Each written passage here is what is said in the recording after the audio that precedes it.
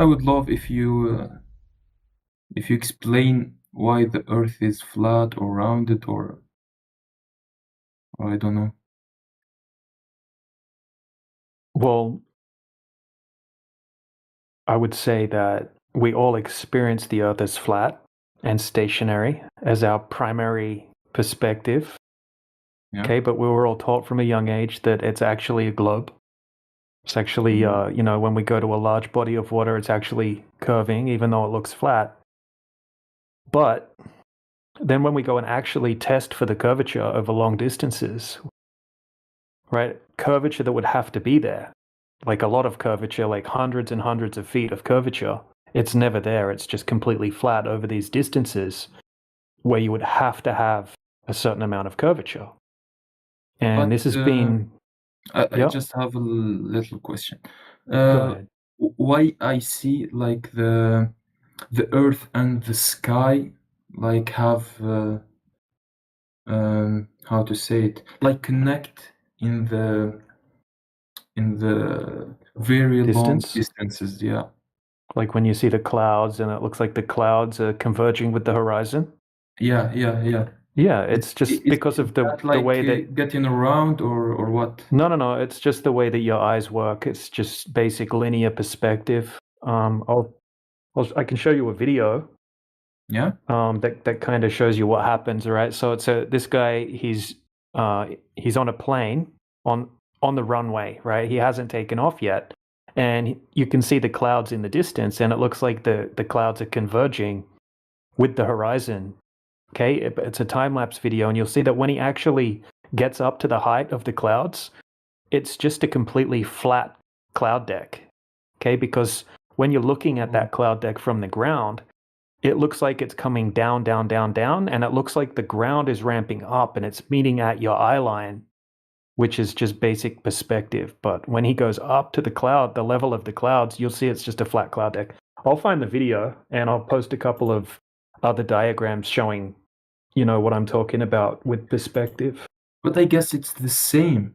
If I can see the Earth flat from here, what gonna change from like 2,000 feet or No, you'll still see it as flat when you go up to 2,000 feet.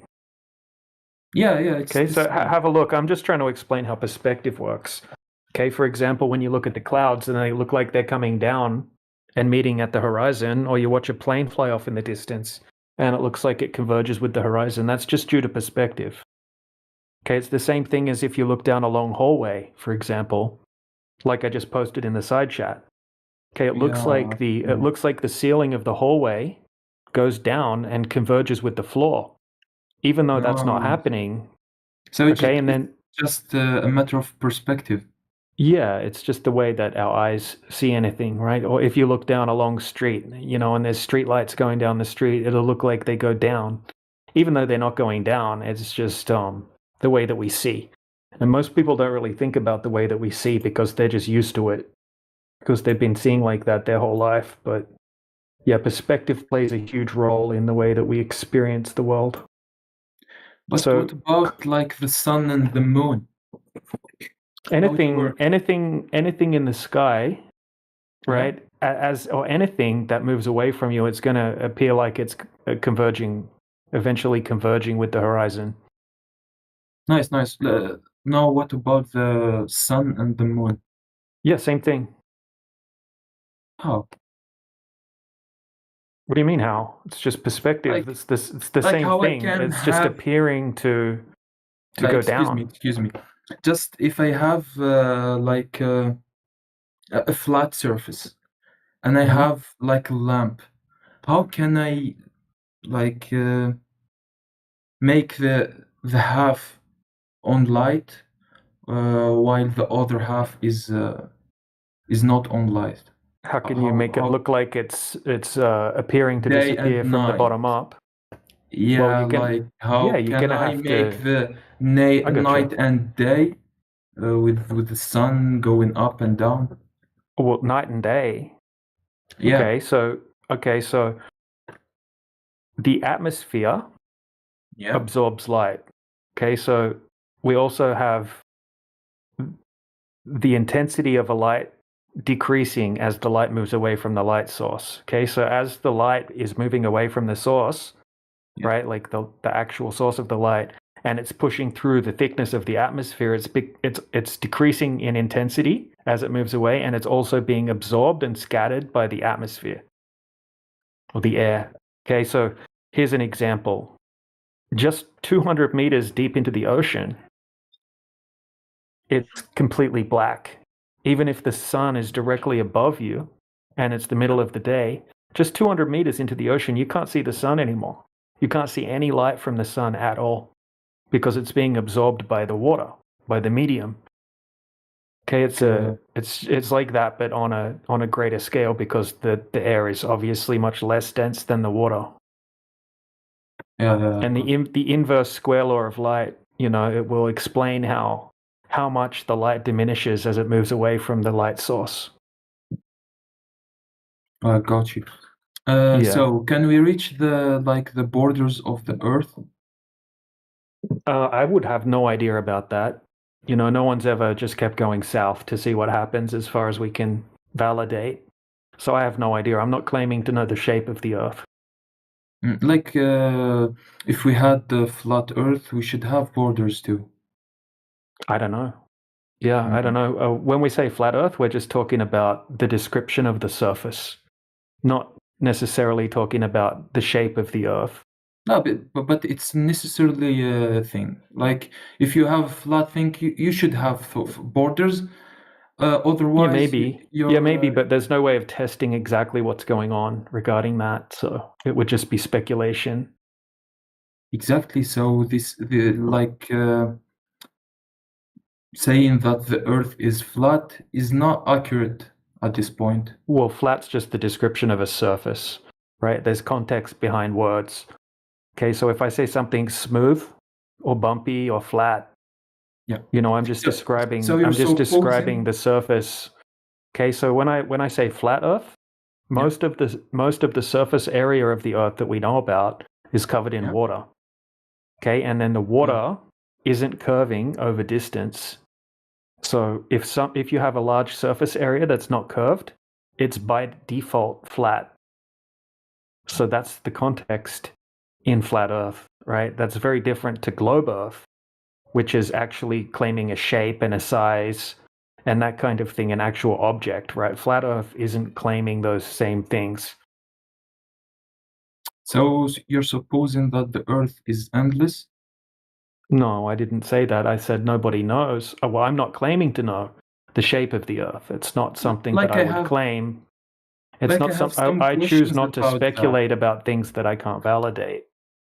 Because that would be something you'd be like, oh, prove it. And I'd be like, I can't. I'm not making that claim. We just know it's not a globe, right? And no one can find any curvature over huge distances where there would have to be a huge amount of curvature. DJ, I don't think they would say prove it because they've never said prove it to anybody about being on a ball. I don't think they would say prove it to you at this point. They believe anything said to them. So I guess having a proof will made it more logic or So we've gone out. We've got thousands of observations that have been done. Laser tests, long distance observation, infrared photography, all sorts of tests have been done, and they've been repeated over and over and over again, validating that there is absolutely no curvature. And then there's absolutely no empirical evidence that there is any curvature, unless you want to have blind faith in space agencies and things like that, right? Which you can never validate whether it's real or not real information. Actually, for me, it's not completed because I don't have the things I should have to be 100% with the flat Earth. Because I guess if we have flat Earth, at least we can discover new places because it's flat. It must have endless or at least a big surface. So I guess maybe. Yeah. So I guess while we don't have that information, I guess flat Earth isn't accurate. Yeah. Flat is just the description of the surface not having any curvature. So it's about context, right? So obviously it's not perfectly Got flat. you, yeah. Yeah. But to have a flat, you must have another criteria. Is that correct? Well, not really. Like, what if I was just like a little bacteria on a giant flat surface on a floor? Okay, and I Yeah. can never get to the edges, or I don't know anything. I can just measure that it's flat everywhere I can measure, right? I But could at say least that the the surface bacteria, measures flat, right? And that but at wouldn't least the be. bacteria can discover more places because Yeah, but it's that doesn't mean really that the big. surface. That doesn't mean the bacteria is wrong when he says I measure the surface flat. But isn't complete if he supposed that it's flat, but he didn't discover other places or No. validate that the No, Earth he is doesn't, because endless. flat's not a shape, right? We're not Yeah, claiming to know the entirety of the system that we live in. yeah, Just the surface, right, which is mostly covered in water, doesn't have any curvature. Water needs a container, right? Like the low spot in the land where yeah. the water gathers, and then it's flat across the surface. And we can reconfirm this over and over again over massive distances where there would have to be many hundreds of feet of curvature. It's not there. It would have to be But there if the Earth's a globe. I have final question. Mhm. I like to see the sky at night, and I have a small telescope, and I just see other planets like Mars and the Moon. Isn't it Mhm. like illogical to have more than planet around a globe planets, but the Earth is flat? Well, if the heliocentric version of the universe was correct, then yeah, sure, that would be a logical thing to say. But that's just a How? theoretical, How you conceptual can model have? that you've been taught. You can't, when you look at little lights in the sky through a telescope, you have Yeah. no idea what they are. How far away are they? How big are they? What medium are they in? Are they in a space vacuum? Are they in a big giant space vacuum chamber? You can't confirm any of these things, right? You just have to kind of like blindly believe the story that's attached to the little blurry light that you're looking at in the sky. Well, I guess so. Yeah. Thank you so much for the explanation. You're welcome. Appreciate it, bro. You too.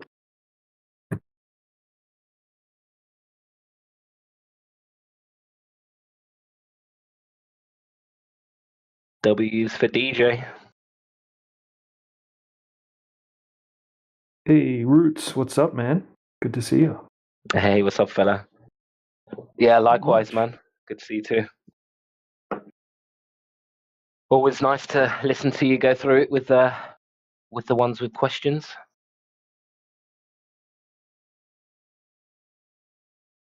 Yeah, we've been getting a decent flow of people asking questions in good faith in the last week in the English Hub. That was very professional. I don't have as much patience as you.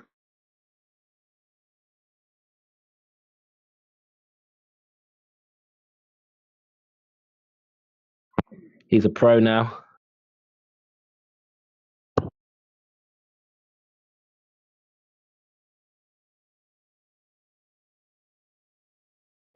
Hey, DJ, what's your tag? Zerk. That's new. Is that a chess? Oh yeah, that's from Lee Chess. Lee chess. Lee Yeah. Chess. It's Zerk. It's Berserker. It's like a feature on Lee Chess. Ah, cool. Yeah, I used to have Lee chess. I used to play quite a lot, but just forgot about it. Yeah, it's like if you're in a tournament, you can hit like this little button and it halves your time. Like say it's a 3-minute game, all of a sudden you just get a minute and a half and you've got to try to win in that minute and a half, and then you get like an extra tournament point. Oh, that's Berserker. Yeah, Berserk mode or something. Cool. Yeah, I did used to like the speed chess. Just bang a quick game out. That was always fun. Yeah, man. Yeah. I like playing 1-minute games. Yeah, they're exciting. Yeah, I got my son like 20 chess lessons, so we downloaded Lee Chess. We were playing for a while, to be honest, but yeah, he's too busy with football and iPad now. It's a shame, really. I wish he was still into it. It's good. It's good, like strategic training, I guess. Thinking about how to strategize and whatnot. Yeah, sure is. There's like a million analogies for life within the game of chess. I love it. Yep.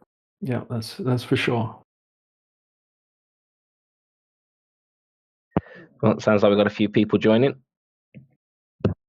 Yeah, welcome new people. Ben, welcome. Pun. Rago. Welcome to Chess Club. I mean, Flat Earth. Hello, guys. What's up, Ben? What brings you into the channel? Just want to know what is flat Earth. Yep.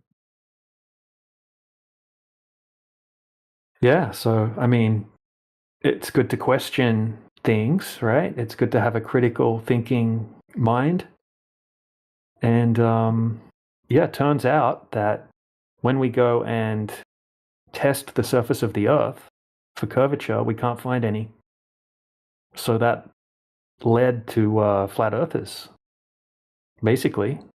I mean, all ancient cultures were flat earthers, but along came this concept that the Earth's actually a big spinning ball flying through a space vacuum. And most people just blindly believe that. Okay, most people don't really know anything about it. They were taught it from a young age. They've never questioned it. But it turns out that it isn't true. Okay.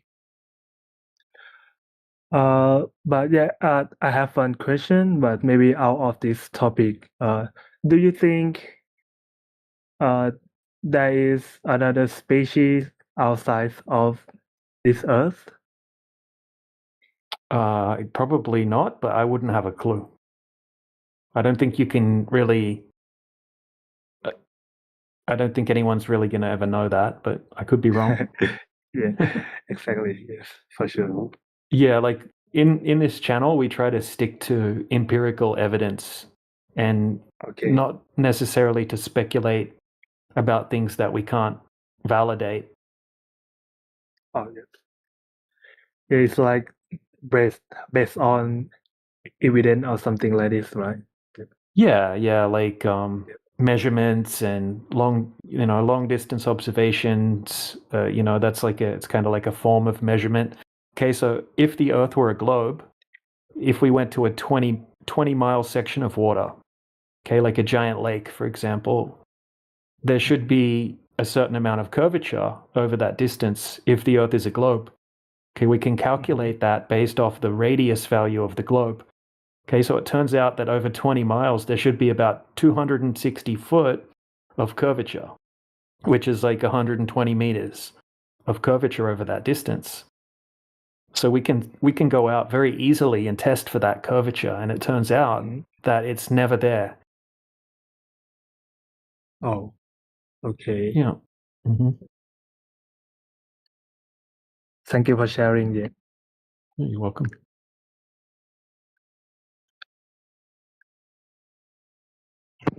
Well, that's it. Don't you have any questions? How did we come to the conclusion? What does that mean? Nothing else?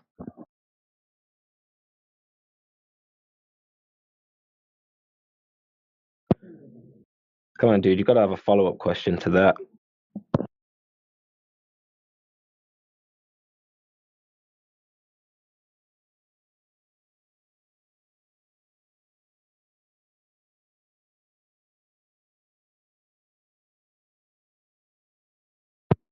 Guess not.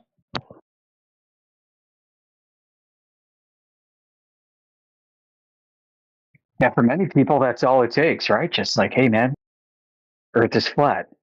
Oh, really? Yeah, man. Oh, okay. Thanks.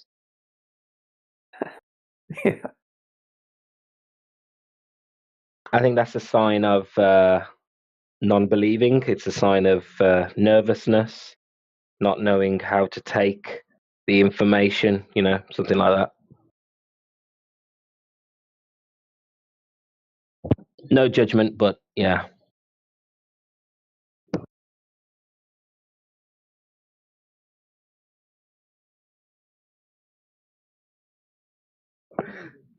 It's the kind of response I give to my kids when they tell me something that I don't think's true. I go, "Oh, really? Okay, sure."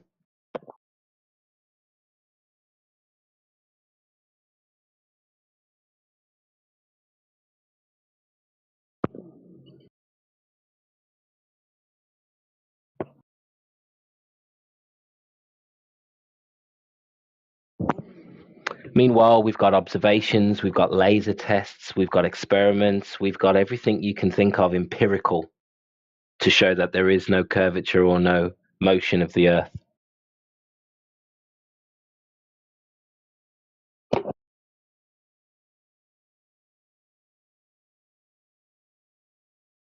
And the Globers have got pictures from NASA. Fantastic. Yeah, they've got models, mathematical models of what the globe ought to be. And then they take physical measurements and they conform them to the models. And they call that increasing precision. They call that practice improving accuracy. Meanwhile, empirically, they remove the globe model for precision at the local level, they say. We've got so many documents from the field of surveying and related disciplines regarding this, that they can improve accuracy by removing the globe model and treating Earth as flat, just as it was before they applied the globe model.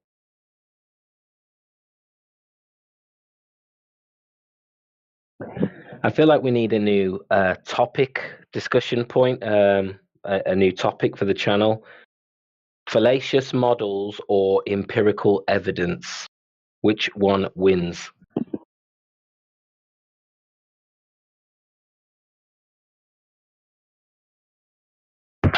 Because that's what their models are, right? They're based on fallacious reasoning.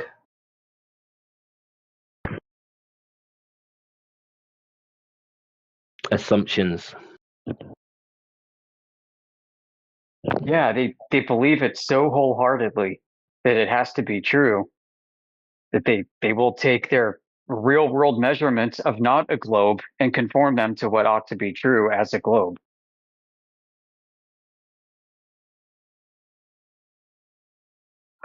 I think that's called begging the question, maybe,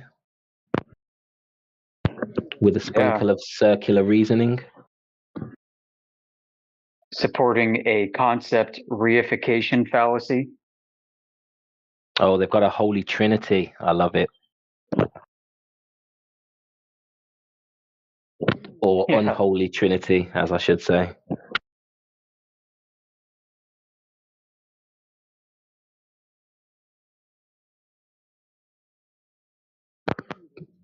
Yeah, I don't mean to sound sarcastic, Globers. We'd love to talk to you. Don't be put off by my tone. We're very friendly.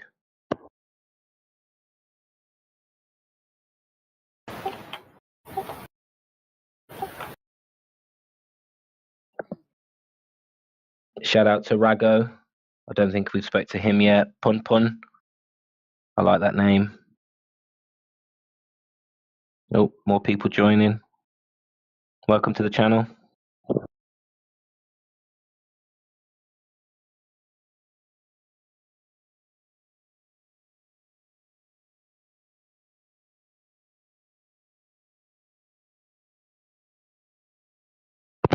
Yoda, any developments with INS systems, Schuler tuning, anything else you've discovered recently?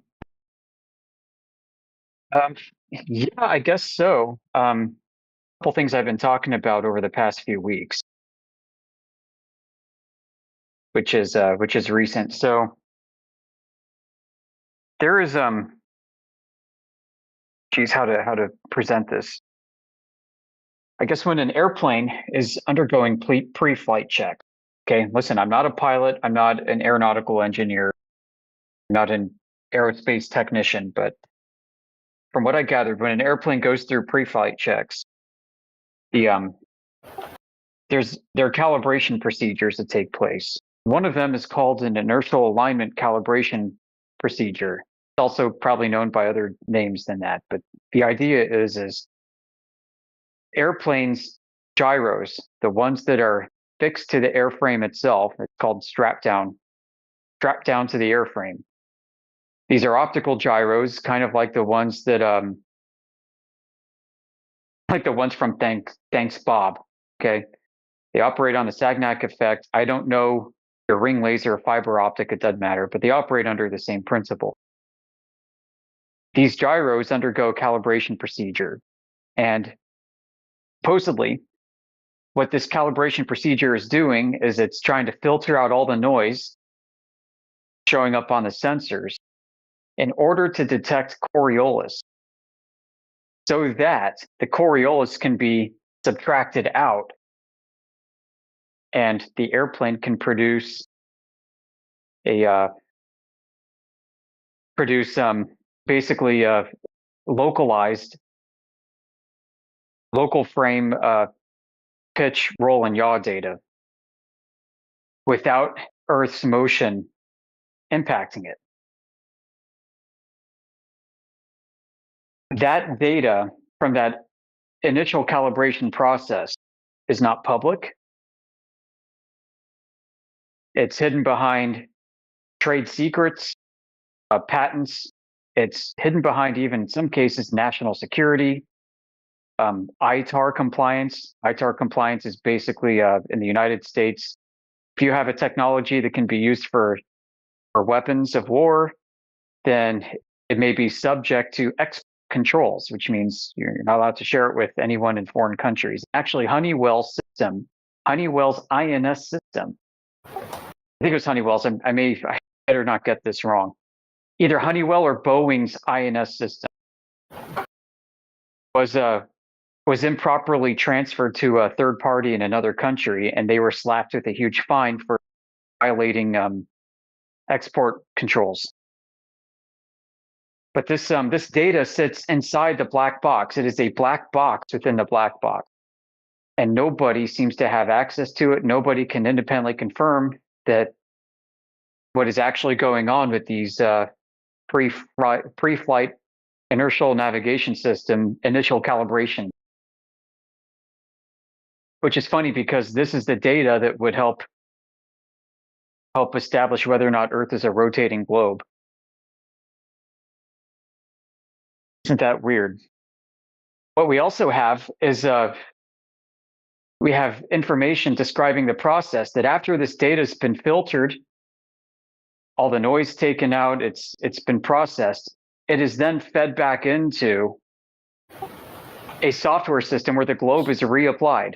The globe is reapplied after it's taken out, and it's done to conform to WGS 84 latitude and longitude spherical coordinate system. What they have is what they claim is local flat Earth measurements after they've been processed out from a globe, is what they say, that they then apply a model of the globe in order to conform it to latitude and longitude so that it works interoperably with GPS systems, with flight trackers, and everything else that uses the same coordinates, which kind of makes sense on a practical level.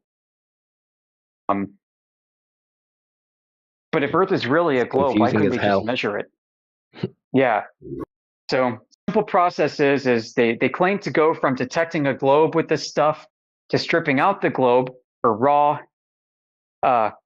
post-processed but raw flat Earth measurements, and then they reapply the globe so that it can be conformal to all the coordinate systems that everybody uses.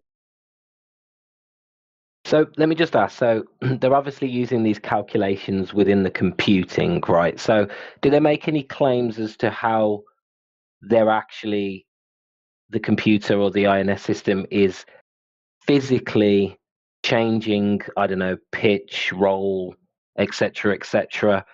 Do they go into any of that detail?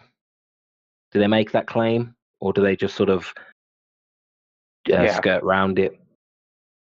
Yeah, well, so what's going on from what I gather, like the pitch data from what we know and love in this community, from that 777 flight between Hawaii and San Diego or something, San Francisco, thousands of miles, that pitch data is localized to the local reference frame of the airplane itself, and is not with respect to an absolute Earth frame. So, in other words, it is not designed, it is not intended to pick up a rotation vector with respect to where the plane started takeoff on the runway. It is instantaneously at every second, every moment in time, constantly updating to the local gravity vector and measuring pitch off of that. Kind of like if I were to take a torpedo level that I use for hanging pictures in my house with, the little bubble in it, and if I were to take that and slap that onto if I were to slap that down onto a tray in my car and drive around the Earth, that bubble would always stay centered. It wouldn't show any deviation with respect to a globe because the level itself is rotating with the gravity vector of the globe. That's what they claim, and therefore wouldn't produce any deviation from an initial or an absolute frame of reference. So it's That's making kind of the same principle at work here. Yeah, so it's making second by second calculations, delivering that information to the INS system, and these adjustments are being made. Yeah, they per say it every wouldn't prove second. anything either way. Oops, I got to step out for a minute. Hold on. Oh, I had a killer question for you. I'll wait. Yeah, just in case he's still listening, which he probably is, but he stepped out. Sounds to me like it. So it's making these adjustments, like you said, more like a bubble, like a local bubble than a long distance or whatever. So then what? Like that local bubble feeds it to a computer, and that computer feeds it back to the gyro, and then the gyro is corrected balance. That's a very weird. Sounds like it. But my question is, my killer question is, so if that's the adjustments needed for Coriolis and gravity, what happens when you turn off the INF system, or you're flying a plane that doesn't have an INF system? Because I think I know how he'll answer that. We can't answer that. We can't get to that box, so we don't know. No, but what I'm saying, it is a good question. Who's making the adjustments and the calculations? Obviously, the calculations would be in the head of the pilot, but is the pilot having to fly the plane any differently, than straight and level? Because then, if not, and the pilot can just fly straight and level, then why can't the INF system do the same? Why do we need these calculations if we treat the Earth as flat? I don't know. To me, it sounds like there's a math equation built into the algorithm that we just don't have access to in the computer. Sounds to me like they're doing fuck all, but pretending they are. I'm just saying. Yeah, no. Like the cochlea in your ear, right? The liquid in your ear that adjusts for the balance and help you to maintain perpendicular to horizontal, right? I mean, that's no different than a local bubble, also. If you ultimately really think about it, so the pilot making adjustments is just going to fly according to what their senses are giving them, anyway. And ultimately, it's a matter of like how are they adjusting for the curve with this device? Because the device is supposed to act independently of our senses, right? It maintains that rigidity, and so yeah, I would love to see. Somebody once mentioned like having like all the different various gyroscopes all on one plane at the same time, and then flying like 14 hours, 18 hours, and seeing what happens. Do they all maintain the same drift, or do the mechanical ones act differently than the ring laser? Yeah, that's a great question. You're on the next step there. Yeah, well said as well. Well put. Kind of put that into context. I just find it unbelievable that, because we're in the reference frame, we don't need to make the adjustments. This is all like, happening within the pilot's body to the point where it's not conscious. I find that just so bizarre and unrealistic.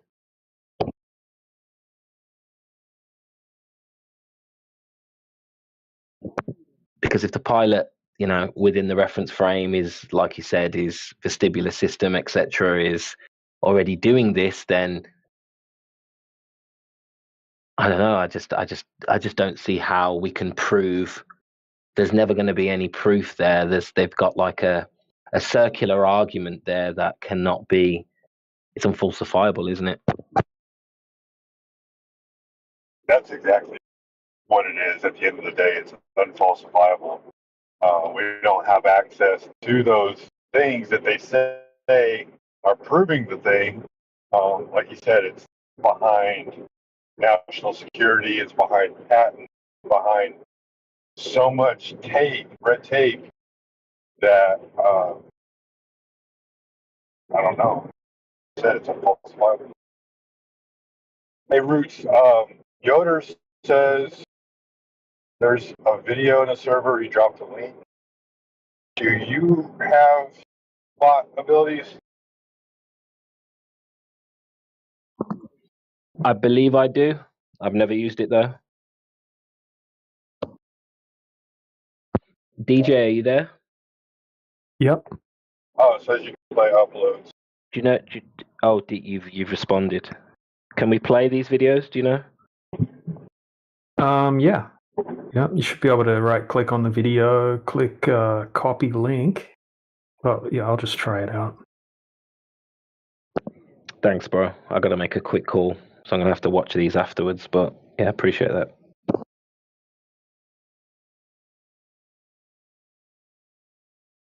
When we hear the term black box, we usually picture this perfect, indestructible recorder, right? Something that captures the raw, unfiltered truth of a flight. But what if the truth it records isn't the raw truth at all? What if it's a story, a narrative that's been shaped by a secret, pre-programmed map of the world, hidden deep inside the plane's brain? Well, today we're going to pry that box open. Okay, let's just dive right in. At the heart of this whole thing is a question that seems super simple. When a flight data recorder says a plane's pitch, its nose up or nose down angle, is, say, 5 degrees, what does that actually mean? You'd think it's a direct measurement, right? Like taking a protractor to the plane. But the reality? Well, it's way more complicated than that. So here's our game plan for this explainer. First, we're going to bust the myth of raw data. Then we'll take a peek inside the plane's brain. After that, we'll uncover the unseen globe model it uses, figure out why it's really a systemic block box, and finally, look at the big problem this all creates, the verification gap. All right, first stop, the myth of raw data. Let's really dig into that common assumption that a flight recorder is basically just a high-tech tape recorder for the plane's sensors. So get this. This is the absolute key to understanding everything else. That pitch angle, that heading, all the data you see in an accident report, it's not what the plane is physically feeling. It's the final answer to a really complex math problem. It's an interpretation that's been processed, filtered, and shaped long before it ever gets saved. Okay, so if the data is being transformed, how does that actually work? Let's follow the signal, right? From a raw physical sensation inside the plane, all the way to a polished, recorded fact. Everybody, meet the ADRU. This little box is basically the aircraft's navigational brain. It's this incredibly sophisticated system that takes in all the raw feelings of motion and force, and its one job is to compute the plane's orientation, its speed, and its location. This is where all the magic and all the mystery really happens. This slide just lays it out so perfectly. On the left, you've got the raw sensor input. This is what the gyros and accelerometers are physically detecting, the real forces acting on the plane.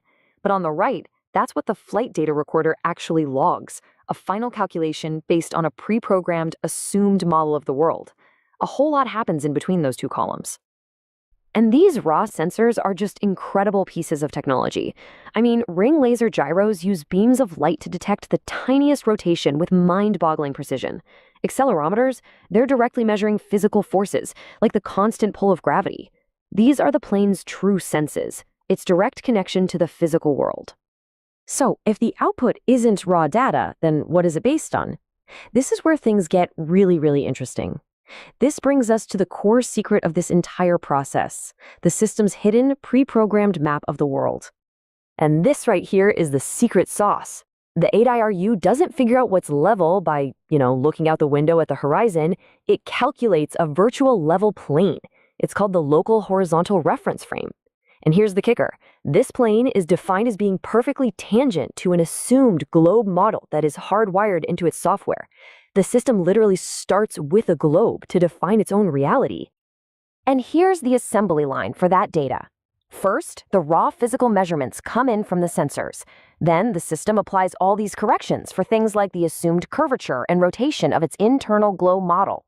After that, these super sophisticated algorithms, called Kalman filters, smooth everything out, getting rid of any data that seems noisy or inconsistent. And only then is the final polished number sent to the recorder. And what's so wild is that the software is designed to force this to happen. The source material explains it perfectly with this quote.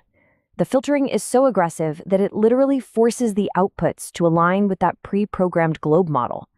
It essentially smooths over any raw data that might not quite fit. In other words, it's designed to trust the model more than the raw sensation. Okay, so now we know what's happening to the data. But the next logical question is, why? Why is this whole process so secretive? Why can't we just get a look at the raw inputs? Well, this lack of access isn't some accident or oversight. It's a structural feature. I mean, look at this table. It's like a fortress of barriers. You've got federal regulations that don't even require raw data to be recorded. Then you have legal protections because the algorithms are priceless trade secrets. This system's own design is built to hide faults. And then, layered on top of all that, you have national security restrictions. And believe me, these barriers have some serious teeth. For instance, those security and export controls we just mentioned, the manufacturer Honeywell was fined $13 million for violations. These aren't just gentle suggestions. They are very real, legally enforced walls. And on the commercial side, the trade secrets are protected with incredible veracity. A jury awarded $81 million in a verdict against Boeing for misappropriating another company's tech. I mean, with that kind of money on the line, the incentive to keep these algorithms under lock and key is absolutely massive. It just prevents any kind of independent review. So you add all of these barriers together, the regulatory, the legal, the financial, and it all leads to one critical, fundamental problem, a profound verification gap. Because at the end of the day, if you can't see the inputs, you can never, ever truly validate the output. This table just shows the problem so clearly. On the left is this mountain of rich, raw data that the ADIU is actually working with inside its own circuits. And then on the right, you see the handful of simplified process numbers that actually make it to the flight recorder. All of that detail, all of that nuance, it's just gone. It's a total information chasm. And what this does is create a situation where we just have to trust the black box. Independent researchers can't reprocess the data to double-check the system's math. They can't audit it for hidden flaws. As the source points out, they can't even test it against different geophysical models. Real verification is basically impossible. So, what's the solution? Is there a way out? Well, the analysis does propose a few concrete steps forward. Things like changing the regulations to mandate recording of key internal data. creating a secure data escrow so independent auditors can look at it after an incident, and even encouraging the development of open source navigation simulators so the logic can be studied out in the open. You know, when you really step back, this isn't just a story about airplanes. This deep dive into one little component is a perfect metaphor for our modern world. From our cars to our social media feeds, we are surrounded by black box algorithms making decisions for us. So the quest to understand what's really going on inside the ADRU is part of a much, much bigger question. In an age of invisible code, how do we build systems that we can actually truly trust? We think a plane's black box tells the truth. But what if that's not the whole story? So here's the big question. Is that data raw reality, or is it just a computed story? And this is key. The flight data you see isn't a raw recording, it's a calculation. All this happens inside a box called the ADRU. Think of it as the plane's brain. So the ADRU senses the real world, sure, but what it writes down is its interpretation. You get raw sensor input on one side and a calculated model-based output on the other. And it all starts with some amazing hardware. We're talking ring laser gyros and accelerometers. To figure out which way is up, it creates a virtual level based on a globe model. Now check this out. Before it even takes off, it needs your lat/long to define Earth's spin. See the problem? The system needs the globe model as an input to prove the globe model. And once it's flying, it's constantly making these ghost corrections based on that spinning globe model. So you're probably thinking, just look at the raw data. Well, turns out, you can't. And why not? Well, there's a whole wall of barriers, regulations, trade secrets, even system design. And these barriers have teeth. Honeywell got hit with a $13 million fine over technical data. Boeing got an even bigger one, $81 million for misusing trade secrets on this stuff. This all creates what you could call a knowledge gap. The raw data is never even recorded. So what you end up with is a system that just confirms its own assumptions. It's self-validating. The research team put it perfectly. It's a system that just agrees with the model it assumes. And this is a big deal. It affects accident investigations, transparency, you name it. So, I'll leave you with this. If the core assumptions can't be tested, how much can we trust the data?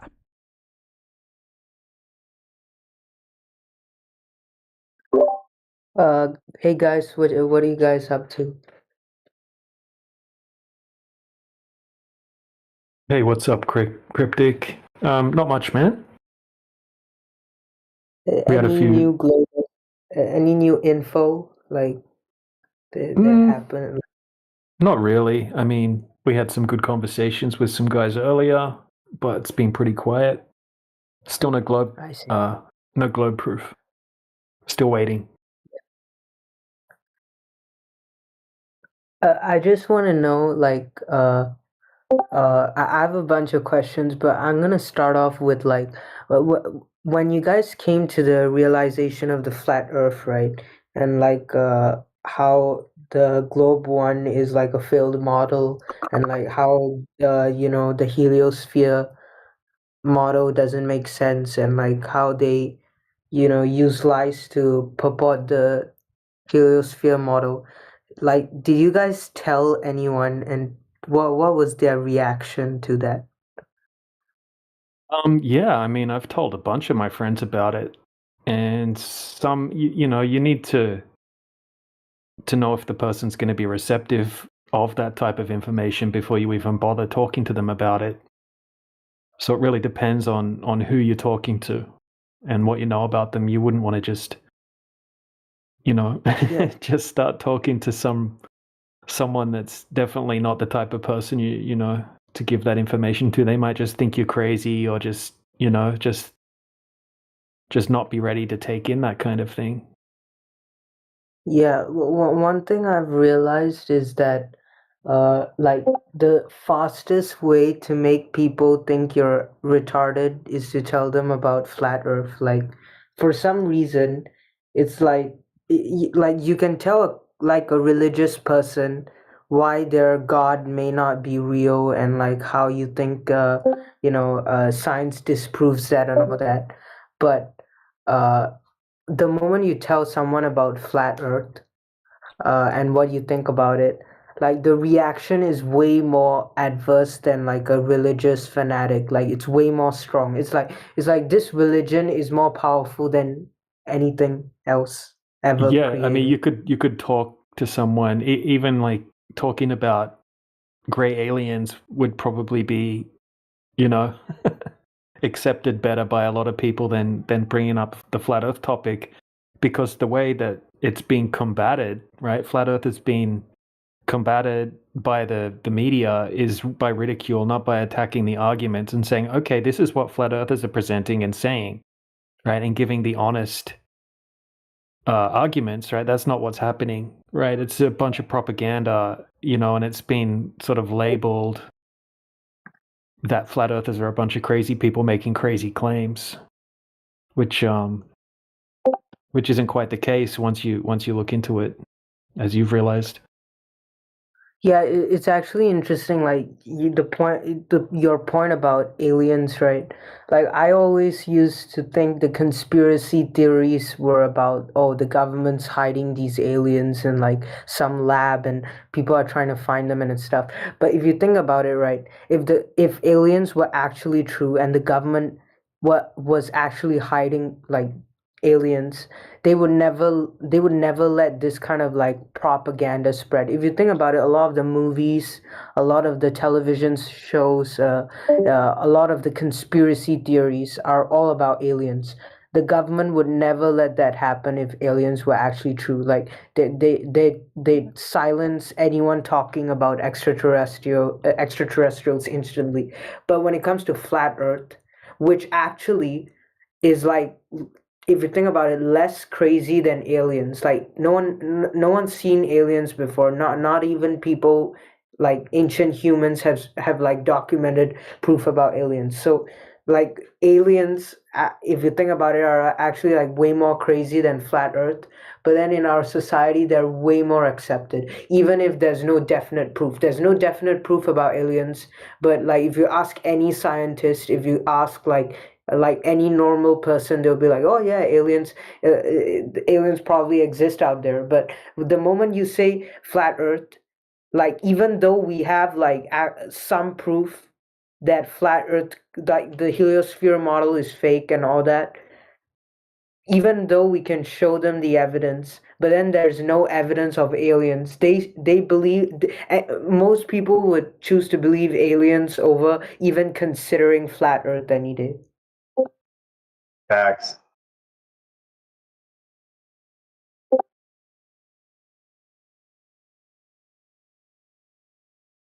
That's a great observation, dude. People are more inclined to accept aliens from space that they have no evidence of whatsoever than to just listen to a conversation about the horizon.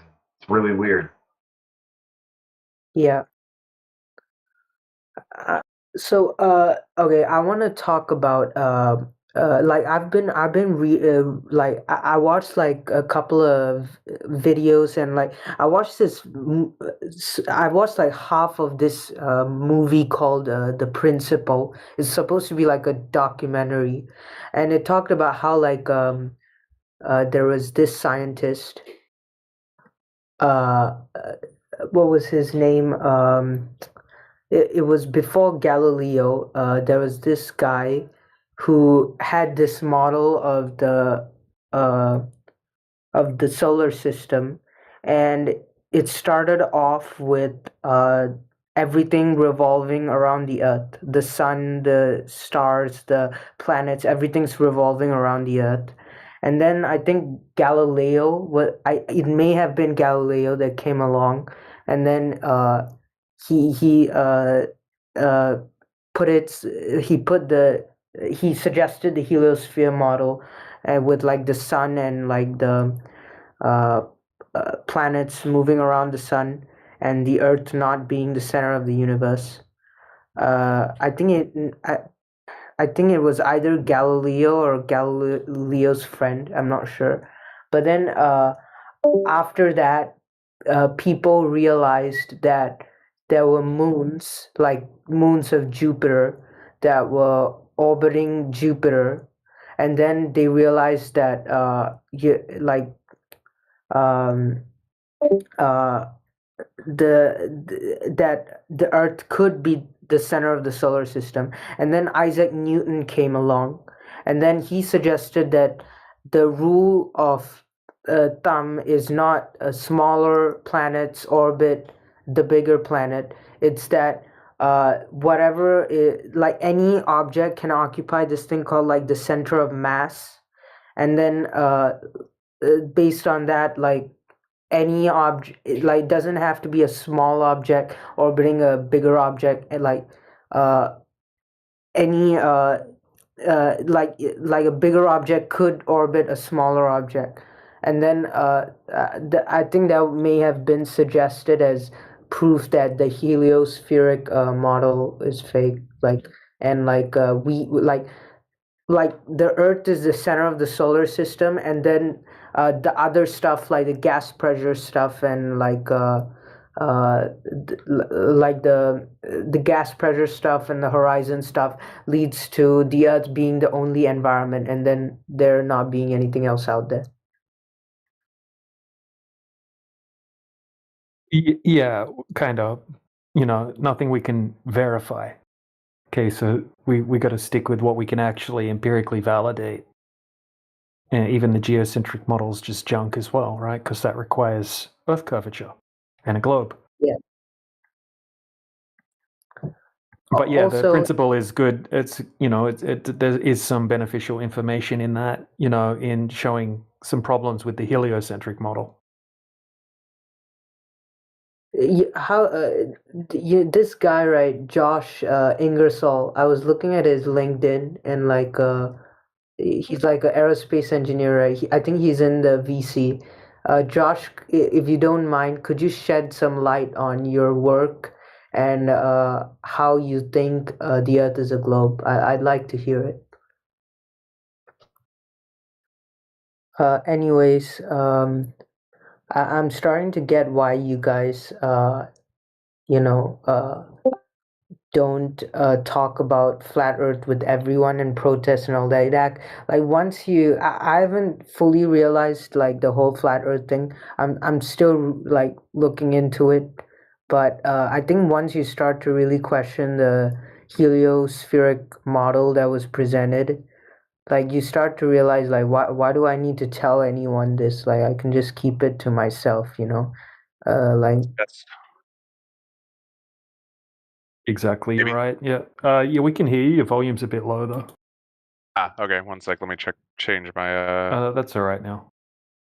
Yeah, I'm just mumbling. Yeah, no, I'm gonna hang back here. I don't, Cryptic, you've been here a lot. I also, folks expect me to listen more than I talk in here, so I'm gonna stay in that mode for a while. Happy to chat at a later date, though. Okay.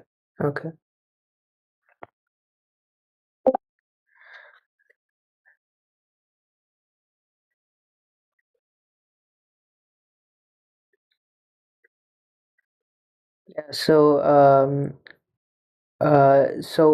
this okay, so we've rejected the heliospheric model, right? And when I say heliosphere, we mean like the planets moving around this Earth or the Earth moving around the sun, like both are rejected, right? Yeah, any globe, any models or whatever that would require the Earth to be a globe, right? Or where everything's within a vacuum, a space vacuum. Yeah, you guys are actually quite different from what I thought flat earthers would be, because what I heard was the beliefs of flat earthers was that like, oh yeah, this was like a plain circular plane shaped earth, and then there was still like celestial objects outside, and like there's like a ice wall around the circumference of the earth with NASA employees guarding it or whatever. That's what I heard, and obviously I thought that was crazy, right? Like, Yeah. but you guys, you guys first of all reject the whole like premise of this orbiting stuff, like like the earth orbiting around the sun or the sun orbiting around the earth. Is just the earth is like a terrarium like environment, and you have these planets or whatever that's like above us, and they're like clockwork for us, like, right? And there's no ice wall there doesn't even, in your model that you have suggested, there doesn't even need to be an edge. It could be like, it doesn't have to be infinite, but it like, how do I say this? It's like how Well, there's a it's lot like of how unknowns. There's a lot of unknowns that would require heavy speculation. So rather than just speculating, right, we like to just say nobody knows that, right? We can't validate that. Anything that's, too far for us to empirically test, then you're gonna have to apply a bunch of assumptions and speculations, which is fun to do. And we do that sometimes. Like we do have sometimes on Sundays, we call it Speculation Sunday, where we go over and talk about speculations and things like that, because it's fun to do that, but it is speculating at the end of the day. yeah.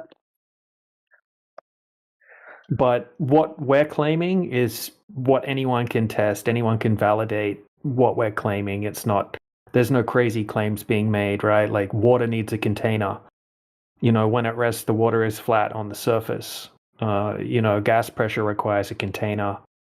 These kind of claims, right? We experience the earth as flat and stationary. These are all just things that everybody experiences in their everyday life. Exactly, yeah. And you know what they say, like, if someone makes an outlandish claim or an extraordinary claim, it requires extraordinary evidence.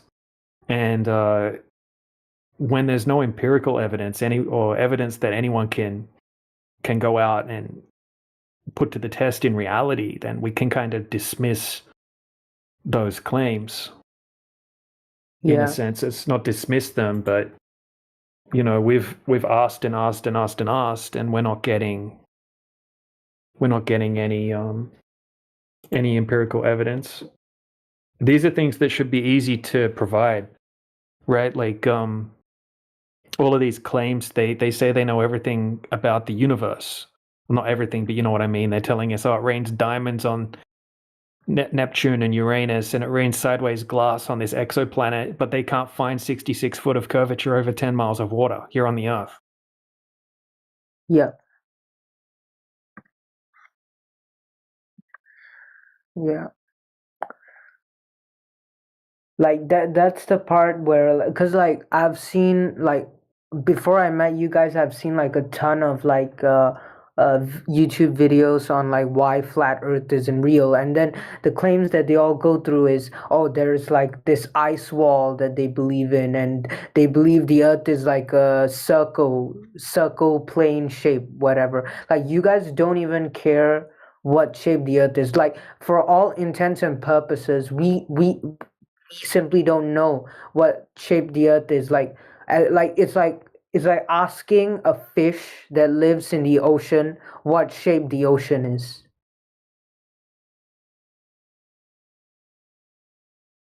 Yeah, I mean, things, what's a shape at the end of the day? Like, what shape is a tree or a lake or a pond anyway? I mean, you could say the earth is earth shaped.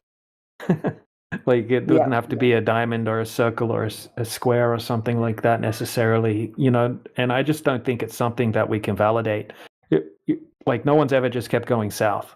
Isn't that interesting? Tons of people have gone in an easterly or westerly direction roughly and come back to roughly where they've started. But east and west are circles, and that would also work just fine on a flat plane. But what wouldn't work on a flat plane is if someone started in the north and they traveled south and they kept going south. On a globe, they would do a great circle and they would come back to where they started again. They would do a north to south circumnavigation. But when you look into it, tons of people have done the east to west thing. Nobody has ever just kept going south, as far as anyone can validate. Okay, the only claimed north to south circumnavigations, if you have a look at the route they took, they kind of start it in the north, they go down to the south, and then they just turn around, right? They like take kind of like a U-turn and come back up again, rather than just keep going south. Yeah. So what's beyond the far south? I don't know. it's actually not so easy to freely explore beyond 60 degrees south. Okay, there's something called the Antarctic Treaty. Okay. Yeah, the Antarctic Treaty, you can look into it. I can show you a little documentary that goes over it all. Okay, so you need very, like a very strict permit that has a lot of terms and conditions that go along with the permit to be able to travel beyond 60 degrees south. It's very expensive and it's very dangerous, and you're not allowed to do a bunch of things like carry I'm fuel and I'm looking at it right now. Yeah. It says it prohibits military activity. It's supposed to be for scientific investigation and cooperation, but I think a lot of stuff is restricted in Antarctica. Like the people that can go there are also restricted, I think. and then ask someone like Josh, right? We got Josh here. You can ask Josh. Josh has said this is 2.5 polar circumnavigate. Hold on, someone's interrupting. Who is that? Yes, I will mute. That's correct. You are mute. All right. Yeah. So have a look. I'm just guessing what Josh has posted. It's probably going to be some space circumnavigation or something. Let's click on his link. Yep, there we go. Right. So Spaceman Josh, right, who seems like a very nice guy. I like Josh. But just as I expected, have a look at his evidence of a north to south circumnavigation. Yeah, I'm looking at it. It's what I would consider it to be absolute junk. Yeah, he sent this I don't know, this video of this he sent this video of SpaceX's Dragon orbiting the. Yeah, I'm watching it now. Yeah, I'm watching it. Yeah.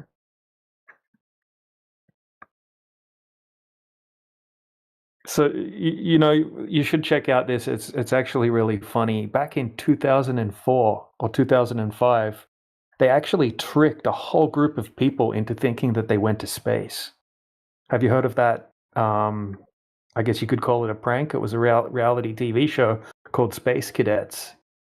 And for just $6 million budget, they literally tricked an entire group of people into literally thinking that they went to space and were looking out of a space capsule at the Earth from space. That's how easy it is to trick people. And that's actually like tricking actual people, let alone just faking some footage, right? This footage would be so easy to fake.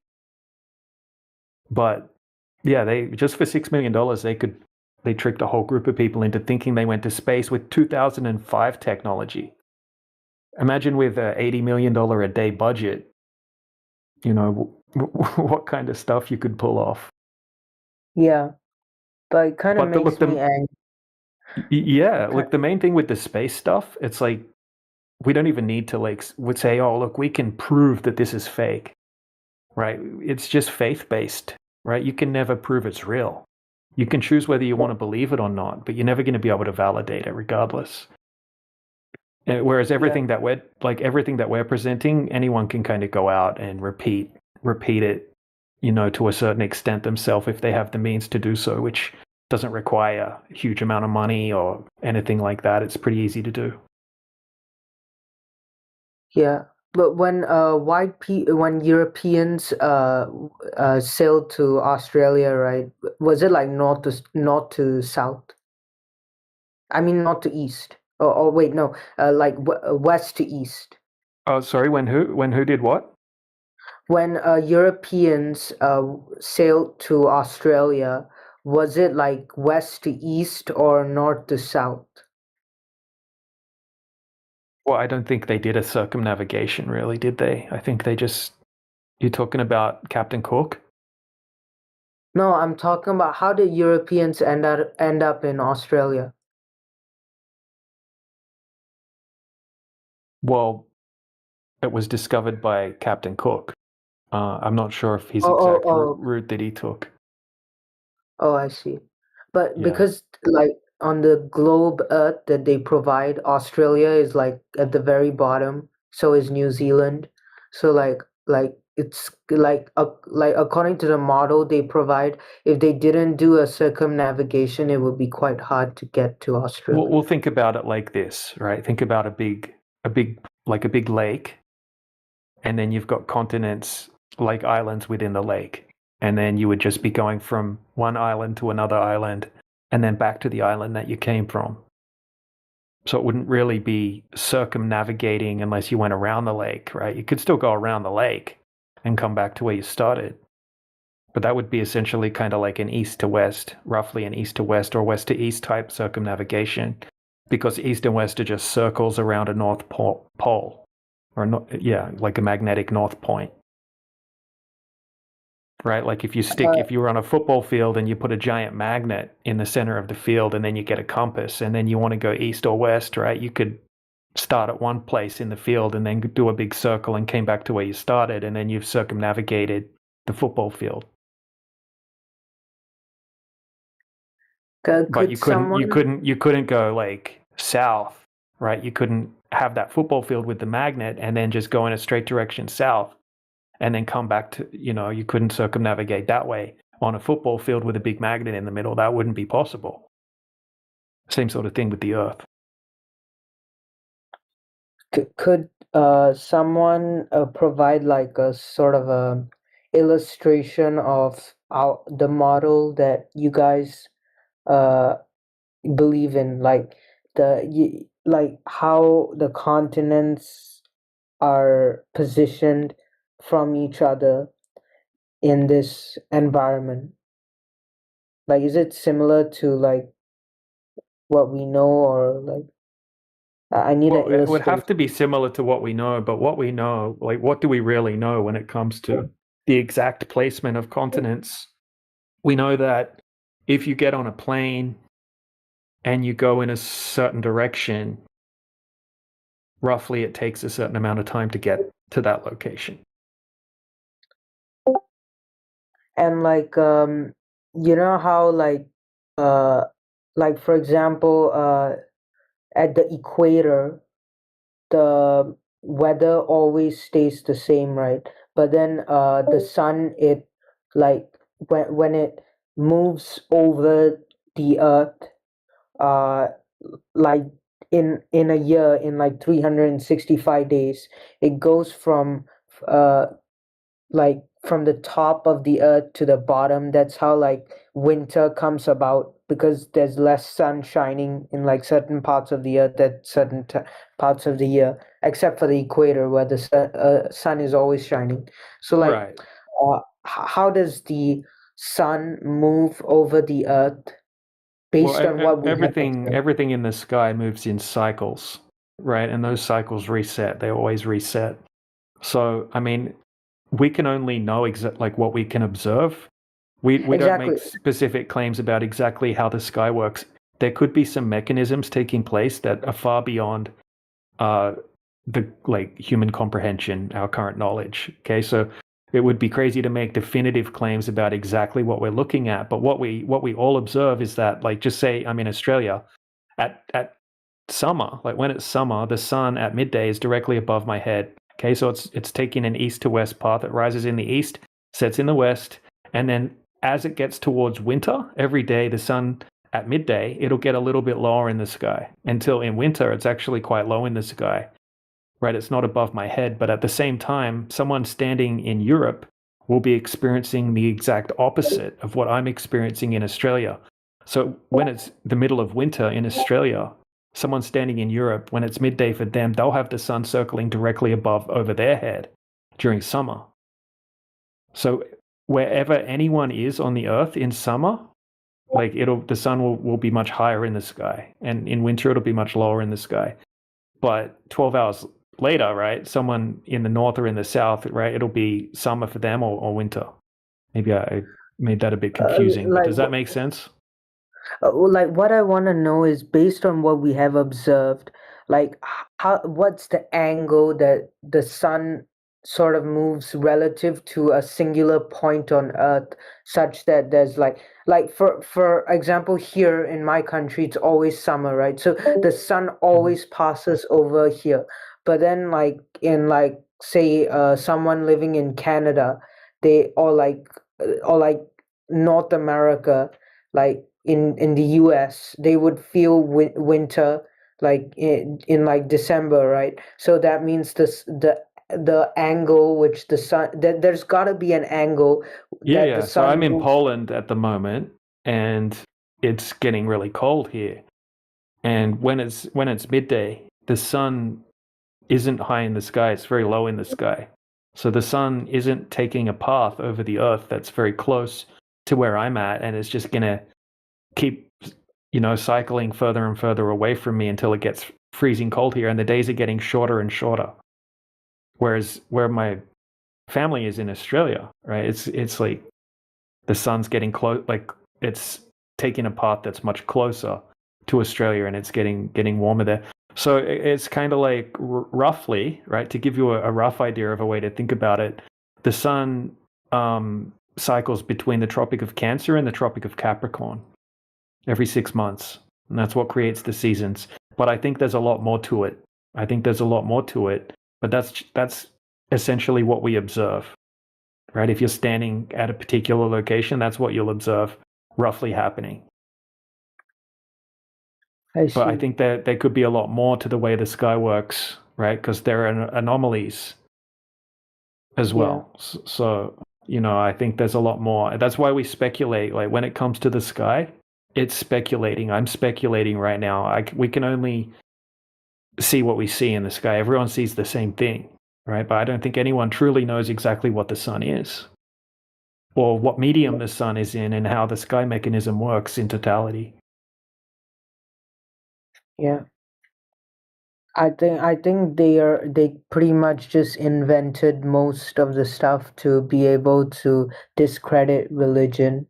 Like the moment they discredit religion, I'm not necessarily saying the moment we don't use the heliocentric model, there's like absolute proof of a creator, right? But it makes a creator much more likely, because Earth and humans and everything on Earth would be at the center of all we know, right? So like the moment people believe in a higher power and not the government, then they can't control people. Yeah, that's there's probably a whole bunch of reasons. Yeah. And yeah, like to replace, people put a lot of their faith and trust in religion and God, and these people in power, especially the people that this heliocentric model / religion originated from, right? They thrive on control and power, and they almost wanted seemingly to replace God with themselves. So people put their faith and trust in whatever they get told by their leaders rather than anyone else. Yeah. So about religion, right? I have some friends who are Hindu, and they say the Hinduism predicted like the heliocentric model of the universe long before Europeans did it and all that. And I've never really looked into it, but I've been looking into it now, and it says that like scriptures like the Veda and like some other scriptures in like Hinduism, they say that they kind of describe a sort of heliocentric model, and that the some of the verses they describe gravity as a force holding the planets in orbit and depicting the Earth and other celestial bodies moving in space around the sun. Like is that the original text though, or is that later texts that have come and been interpreted by more modern people? Because what I can answer that. I read like the Vedas, the original ones, and in the original Vedas, they don't really go with the heliocentric model. On the contrary, They have an inertial realm of existence where we live upon 7 layers above and 7 below, encapsulated in a giant circle or dome. Wait, what does the original Veda say? So in the original Vedas, right, and in their depiction of our cosmology and what we live upon, they have the level plane of inertia or flat Earth, right, in the center. Then they have 7 layers above it, like in almost like archways or domes, right, with each planet being in one of those places, in one of those 7 layers. And they have 7 layers underneath. And all of that is in a giant sphere, torus, circle, whatever you want to call it. But there is no depiction of a heliocentric model. Wait, so okay, so basically Earth is like the bottom of the model, is it? And then there's like stars Middle. and like the sun and all that above it. Middle. So 7 layers above and 7 layers below. Oh, what's the 7 layers? But wait, let me check. Let me Google it. Guys, the Earth is not flat, it is round. The Altivarar here is stupid. Earth is round. It is scientifically proved, and Okay, bro. Keep preaching, nobody. Keep preaching. the Earth Noah, program of shush. Okay. Shush. Okay. Noah, Calm chanting's down. not. Yeah, no chanting, please. Yeah, dude, that guy literally sounded like a freaking Matrix robot, bro. Is he still here? Should we see what happens if we challenge him what he says? He left. I did mute him. Sorry. Oh, He was just that's fair trolling. enough. He was just trolling. Oh yeah, I'm looking at the uh thing that the Vedas say, and yeah, it's 7 layers above, 7 layers below, and yeah, it looks like a bunch of flat planes. Yep. Arranged. The extent of the Earth, let's call it circle, I think it's within the millions, maybe billions of miles. I had a conversation about this the other day. I looked into Vedic cosmology around 2016, 17, and the Earth is depicted, this realm, as a huge wide circle encapsulated by mountains, and above and below there are similar circles of different realms where different gods or different inhabitations are around. I can't remember the Vedic gods. Maybe my friend here could help me with those. But as you get higher, it's a higher state of consciousness. So let me add upon that for you real quickly. When it comes to like Vedic cosmology, astrology, and then the Vedas in general, right? Hinduism. There's a misconception, firstly, that it's a polytheistic religion. It's not. It's a monotheistic religion. Brahman that's like just God, right? All the other deities are attributes or characteristics of the one, right? So imagine you have white light, then you have the colors of the rainbow, right? Those colors of the rainbow still come from white light. They're just aspects of white light. Put it like that, right? And now, depending on what planet you go to, every planet is governed by a deity, right? Let it be the sun is governed by Surya, stuff like that. They're all governed by a deity, right, or aspect of God. I can talk a lot about it, but I don't know exactly what you would need clarification on. It's just understanding that within this conceptualization of reality, it's flat. It's not a sphere orbiting around the sun. That's all really we need to know. That is a most definite given facet. Like that's in the Vedas, right? And if you read the Vedas and you read any other scripture, right, parallelly, you're going to see how they're pretty much saying the same thing, right? Slightly different due to language barriers and time frames, right? But it's in essence the same thing. Let it be, in the beginning was God, with him was the Word, and the Word was truly God. That same verse can be found in the Rig Vedas, or I should say the Bhagavad Gita, right? Yeah. One of the interesting things I found about Vedic cosmology, especially when they look at the stars to, as we in the West would say, horoscopes, right? Basically using astrology to figure out the characters and future and past of people.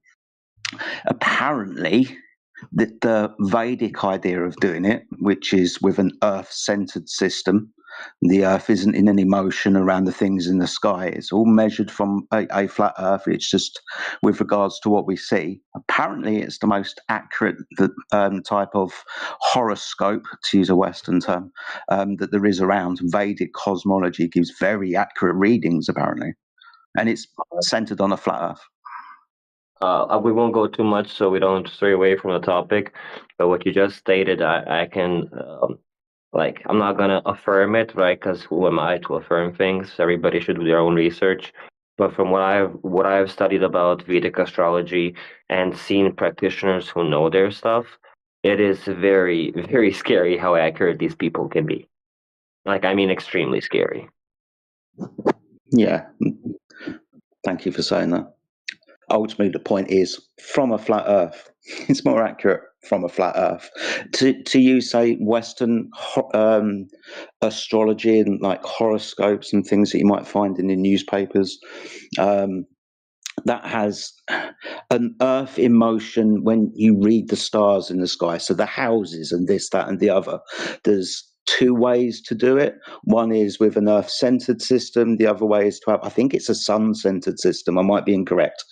But ultimately, there's different ways of mapping the sky to do astrology. Yeah, astrology.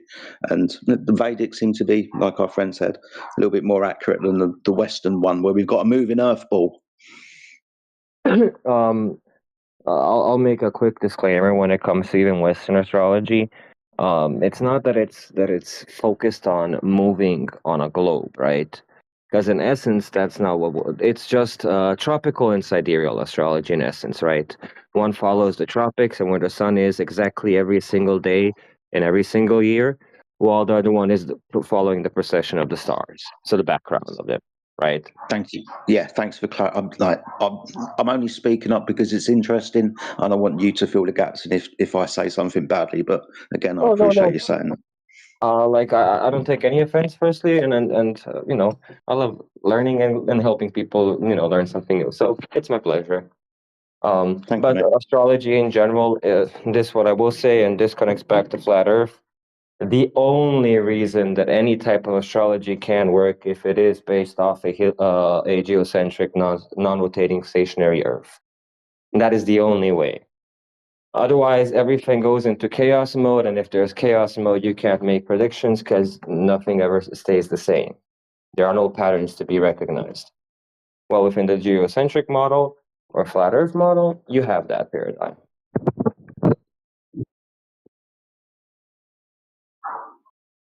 Thank you, mate. Appreciate that. Much obliged. Gladly. So okay, so far the empirical evidence that I know for flat Earth is the gas pressure argument, the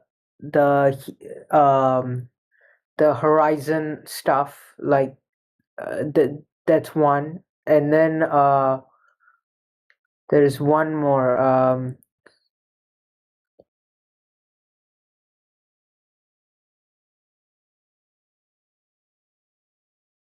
Yeah, long distance observations, gas pressure argument, no validation of anything globe, like motion of the Earth, etc. Yeah. It's one of the biggest killers, right? Is the lack of empirical evidence for the globe.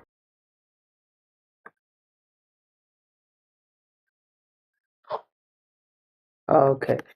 But the long distance observations, that's a real killer. You should look at more, look a little more depth into the long distance observations. Yeah, I definitely will. It's just that actually I could actually do it much more easily, I think, because there's a lot of shipping containers and a lot of shipping boats or whatever that pass through the Singapore Strait. It's a ton of them.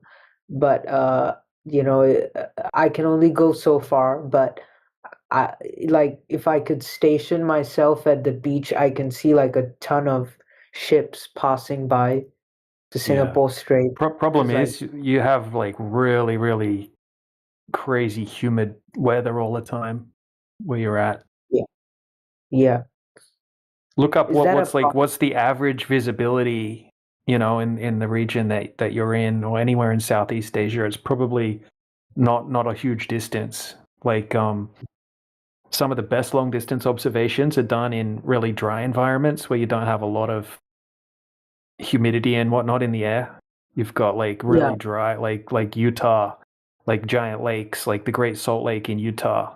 We can see all the way across the Great Salt Lake, 21 miles across the lake, and we can see the shoreline on the other side of the lake from just a 5-foot height. Yeah. Because it's a very, very dry environment. Like you have really, really good visibility. Sometimes when you've got a lot of temperature fluctuation, like in Southeast Asia, for example, around the equator, you have a lot of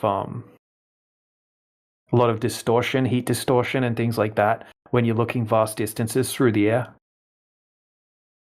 But I mean, you could prove me wrong. Like, I don't know. You have the good thing about Southeast Asia is you don't have big waves to contend with, because that's one of the biggest problems when you're making long distance observations over the ocean, right? When it comes to ships, is bottom up obstruction is going to happen because of ocean swells. Whereas in Southeast Asia, quite often you have like zero ocean swells, don't you? Yeah. Also, I'm also curious. A lot of these jobs in like the space industry, right? Like a lot of them are like they're only for like citizens of that country. Like why does the governments why do the governments do that? Like, and how does it relate to like this flat Earth stuff? Do you guys know? Like, how come SpaceX only takes people with green cards?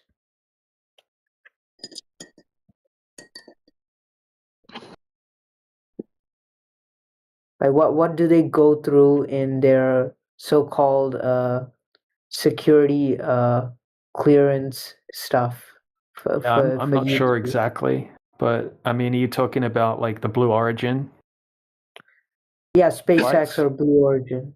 Well, Blue Origin, I mean, they're only sort of sending people up on like a kind of like a parabolic flight type of situation where No, I'm not talking about the tourists. I'm talking about people who work at these companies. Like, they need to be citizens of the country, right? They need to have security clearance. So, like, if anyone can shed light on it.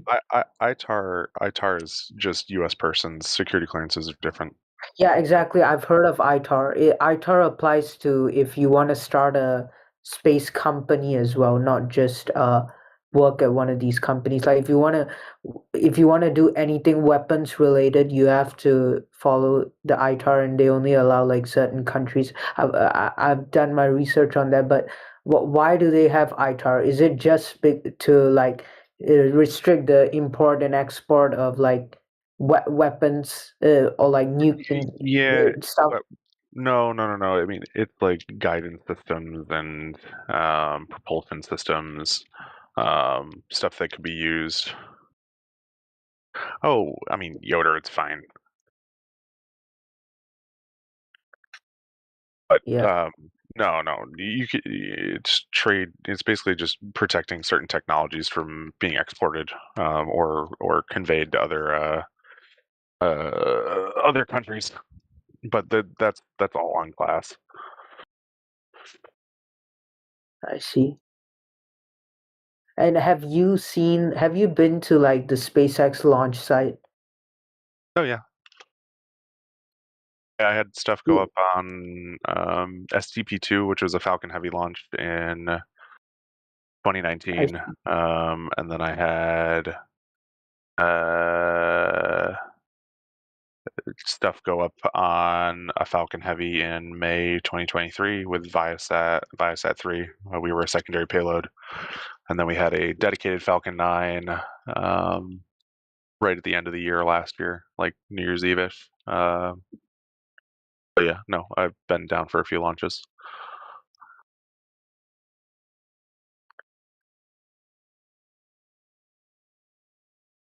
So, okay, so also, guys, if you could tag me, if you could ping me in like in the Flat Earth server, like a bunch of other empirical evidence of Flat Earth on top of what we've discussed so far, that would be great. I think there are channels.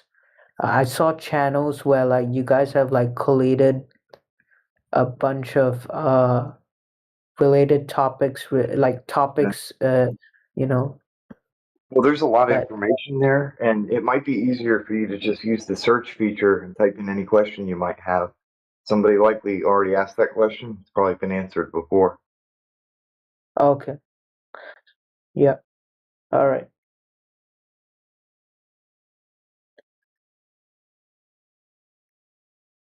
There's a ton of info there. So if we were to Yeah, try and yeah. ask I'll be. individual things, it'd be easier for you to just ask it the questions you have. Yeah. Yeah. Actually, you guys should put in like a bot, like a Discord bot, like that, like collates like all the messages that have been sent, and like based on that, someone can just ask the Discord bot questions, and then it will give the answer based on what people have said in the chat. I think there are a few that do that.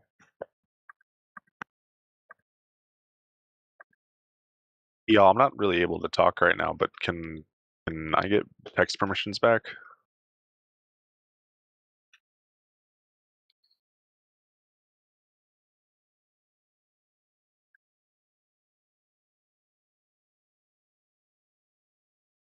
Who said that?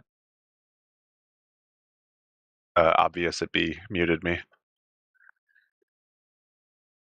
Also, I want to.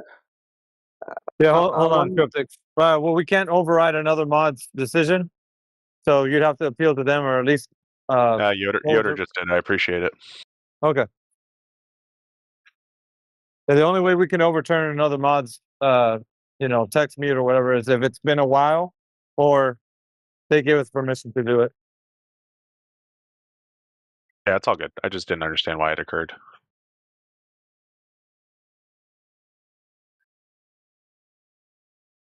Yeah, I just wanted to know like how many like people in this server, the English hub, you that have gotten as far as I have so far, like on the flat Earth thing. What? Do you mean like have you leveled up more than anybody else has? If you defeated more end level bosses, yeah, you're No, doing no, good, no. man.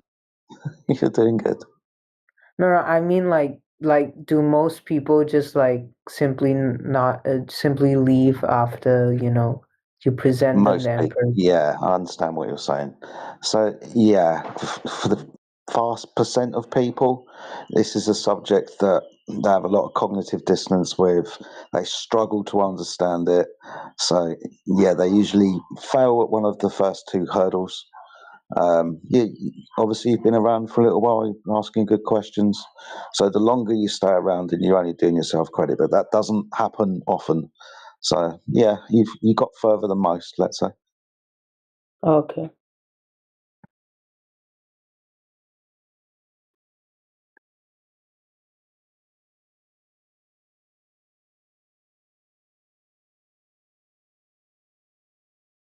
Do you think This is. Yeah, go I ahead. was just gonna say, like, this is it's like a big test of the ego for a lot of people. A lot of people, they come in here, right? They have a presupposition of what flat Earth is, and that flat Earthers are idiots. And they'll see the Flat Earth channel, and they've heard a few of the mainstream strawman flat Earth debunking arguments, and they have a false sense of knowledge about how much they know about the globe and science and things like that. So they'll come in here thinking they're going to get like some sort of easy win in an argument, So they'll kind of enter the battlefield, so to speak, and then 5 minutes later they'll realize that they don't know anything about the globe, right? And that every flat earther here knows 10 times more than they know about the globe, and they don't know any of the flat earth arguments, so they find themselves in a battle without any ammunition, and that's hard for them to handle, right? So some people, right, it's usually the fight or flight mechanism will kick in, and they have to choose how they're going to try to deal with that situation. Now, some people that are more in control of their ego, right, they'll say, well, yeah, I admit I don't actually know that much about the globe. You guys make some good points, and then they want to ask some more questions. But quite often the ego will take over, and they'll just spiral out of control. They'll start insulting. They won't listen to anything, or sometimes they'll start trying to like Google and ChatGPT all their answers on the spot, which doesn't work out for them either. Or some people will just start lying.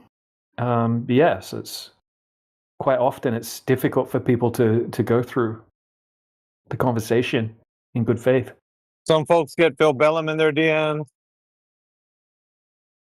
Yeah, we've got like people, certain like even physicists, right? Like a guy named Professor Phil Bell, right? He hates flat Earth that much that he'll listen to the live stream, right? This is like a 70-year-old man who's got a PhD in physics. He'll listen to the live stream, and then when someone comes in here and they sound like they're listening to the conversations, Phil Bell will literally go into their DMs and start trying to tell them that we're lying and we're wrong about our arguments and blah, blah, blah, and that they should listen to him because he's a physicist. And like, yeah, there's a lot of this. We attract a lot of crazy people.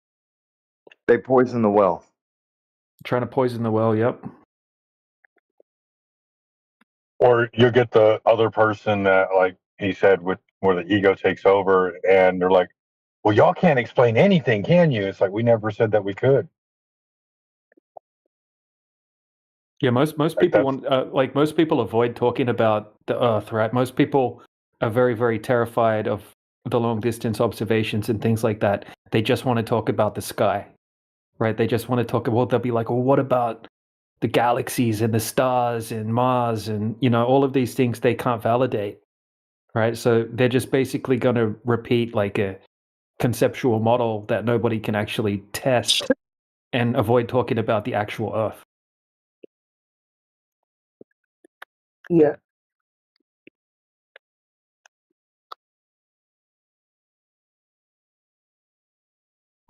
It's kind of like a jiu-jitsu school in a way, like Brazilian jiu-jitsu. Most people quit after their first lesson because you get like a big tough gym guy goes in there and gets smacked around by a 16-year-old that weighs 40 kilos, right? It's like it's a big, it hurts people's egos, right? So most people quit. 90% of people quit after the first jiu-jitsu class and never come back again. It's kind of like that with this conversation. A lot of people aren't able to go through it, right? It's like a natural mechanism of the human brain, I think, to protect deeply ingrained belief systems, right? People have had this worldview since they were young children. It's deeply ingrained through the movies, through the education system. And people have like a natural coping mechanism when they come in here, and their brains will switch off the learning portion of the brain, and they'll start going into cognitive dissonance mode. Yeah. Sorry, Sheepdog, were you trying to say something? Oh yeah, just kind of a little bit off topic, but you mentioned jiu-jitsu, so like something like 15% of white belts make it to blue belt, because the rest quit before they get to blue belt. Something like 5% of the blue belts make it to purple belt, and then something like 1% of the purple belts make it to brown belt, and then almost all of the brown belts make it to black belt eventually, because you're that much invested already. But that just goes to show you like how easily people give up on things when they don't have the ability that they thought they had. And it's not about ability at that point. It's really just about not giving up, because you get better through repetition, not because of any skill. It's just a matter of do you continue to persevere?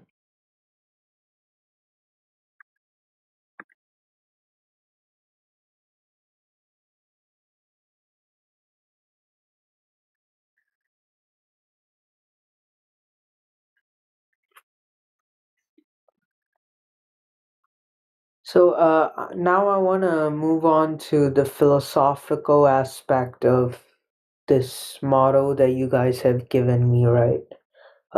So if there's nothing out there, then why do you guys think? How are you guys optimistic about our current situation? What do you mean nothing out there? Where? Okay, nothing. There is not even an out there. Like, we live in this, this environment.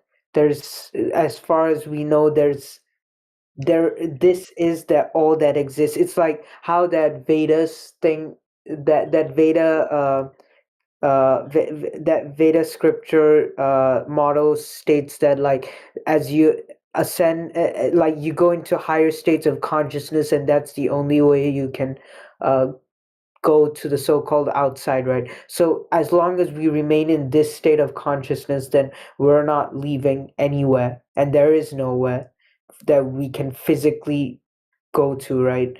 So if we're stuck here, like, with each other in this environment, how do you guys why do you guys think it's optimistic? None of us have any idea of what happens after this world. It's all belief, man. Like you're asking each of us to describe our different beliefs and what keeps us going, and honestly, that's for you to figure out. But the way I see it, this world is beautiful the way it is. It's perfect in harmony. You're better off living with nature than with modern advances. The people that live the best lives typically don't live near cities. Simple. I see. I wouldn't say that, like, we're not claiming that there's nothing out there. Like, obviously there's some amazing, crazy stuff going on in the sky. And when you see those depictions of, like, the ancient cosmologies and things like that, we're not necessarily saying that that's the layout of this realm that we live in, or this system that we live in. Okay, we're just going off what we can validate. That's all. There could be things beyond your wildest imagination possible in the sky. Right? We aren't making claims to these kind of things. We don't know. It's a mystery. And when it comes to what else is on this plane that we live on, how big is it? Right? Like, could there potentially be something more than we've already discovered, and that kind of thing, right? It goes into speculation, but we don't know, right? There's a lot of mystery and wonder and discovery still yet to go, right? Whereas it's kind of like the Truman Show, in a sense, with the globe, right? It's like, oh, everything's already been discovered. We know everything about everything. Don't worry about it. Just listen to what we tell you. Like, we know how everything works. Don't worry about it. If you question what we're telling you, then you're crazy. You're a science denier, blah, blah, blah. But yeah, there could be a lot more on this plane that we just don't know about. Potentially, I'm not claiming that there is, but could be. And what's in the sky? Yeah. There could be a lot more beyond what we can reach in the sky, and we don't know how it works.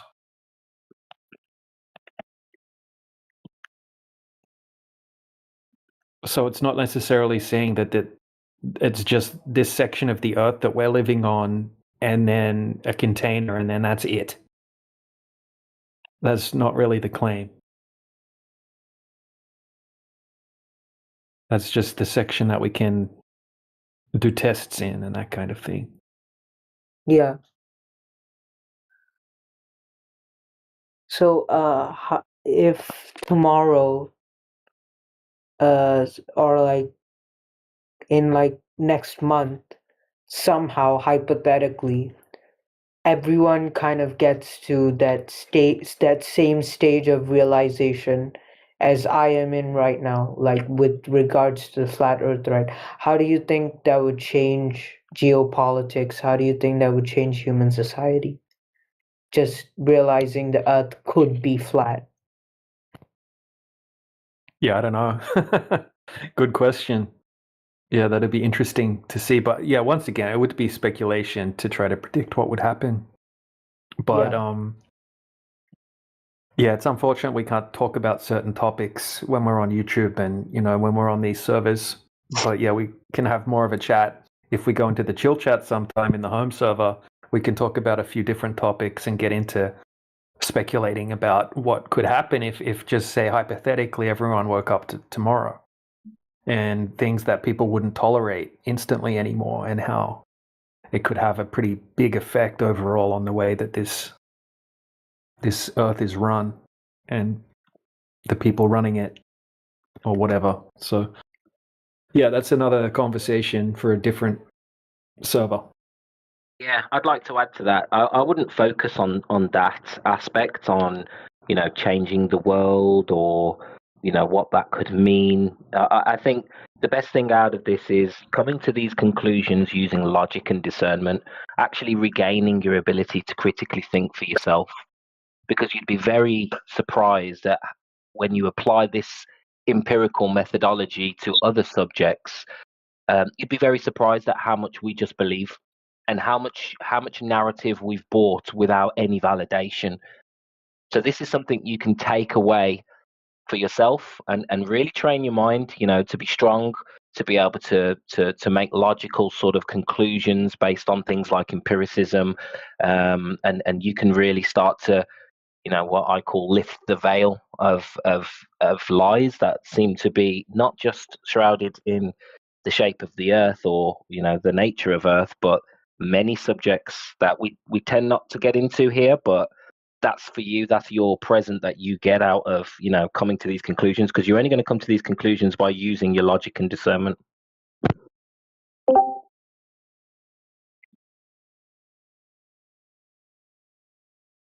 Yeah.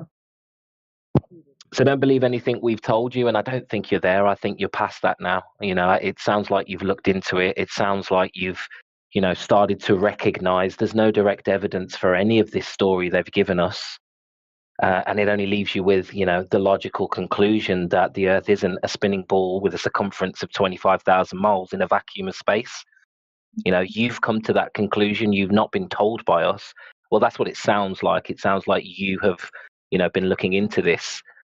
So, yeah, that's something that maybe you wasn't doing before, perhaps.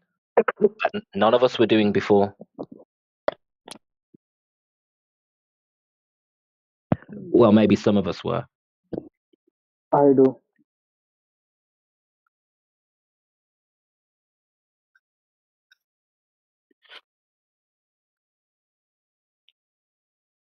I'm doing so many things.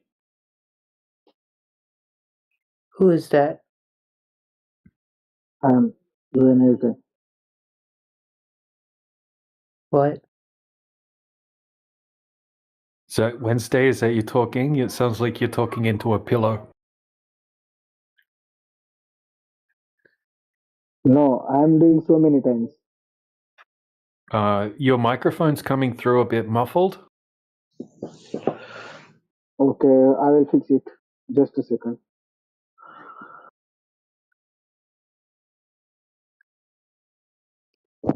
Sounds like the microphone's in your mouth, dude.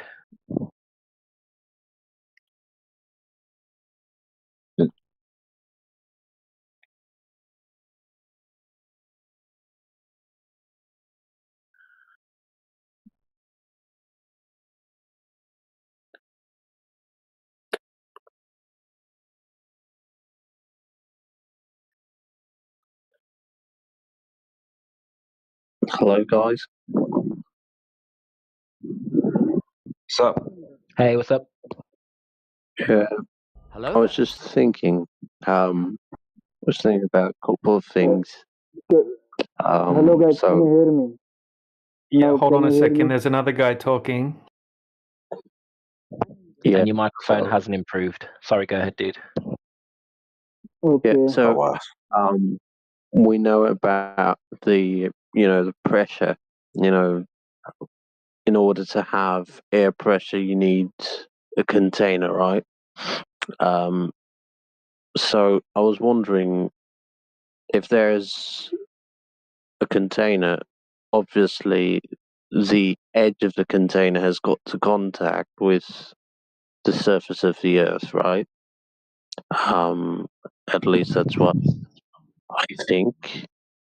So that's what I guess, that the container has to contact with the surface of the earth. And Theological so speculation, yep. But that might not Yeah. necessarily be the way it works as a whole. Could be something beyond our comprehension, for all we know. Yeah, exactly. So in that case, it's possible to really travel to this boundary. So there's got to be a kind of boundary, right? So if suppose if I were to fly to the edge, do you think that there's this edge that we can't penetrate because, well, us laymen, we can't go there. We don't have the resources to really fly up and explore ourselves. It's in your hypothetical. If you live inside a container, if you live within a container that has a definite location in space, then hypothetically you should be able to reach that definite location in space. What it's like, though, dude, we've got no clue. But we're inside the idea that we live within a contained environment. Yeah, you should be able to reach the limitation of that container, but we can't. I don't know what it is. This is all just speculation. Yeah, I agree. And by the way, isn't it weird, the ability to move around, to travel from one place to another is becoming more restricted. So, for example, like 800 years ago, we didn't need something called a visa or anything. If you had a boat, you got loads of food, you could travel anywhere you want. Isn't so? Yeah, I was just thinking about that. Yeah, it's very scary, dude. The world is changing. You can get on a boat and come to England, no problem. Oh yeah, DJ, you said there's some stuff you cannot talk about on YouTube, right? Like, why? Just like certain topics. Certain topics Sorry, that's a funny question. a kind of can get your channel strikes, right? Because it might be borderline against certain types of terms of service violations and things like that, right? They can get certain terminologies and words and topics can get picked up by bots, and it could affect the YouTube account related. But we're not talking about anything hateful, right? We're just speculating about science.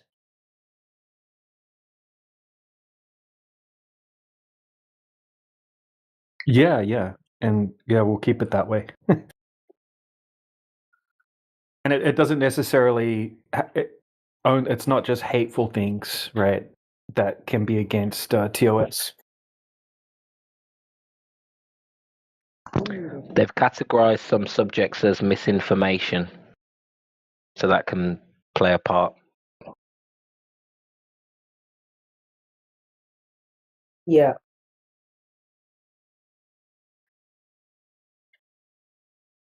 I think if you look back in history, like most of the people who got assassinated, I think it's not for the reasons that you might think, let's say, they were not violent.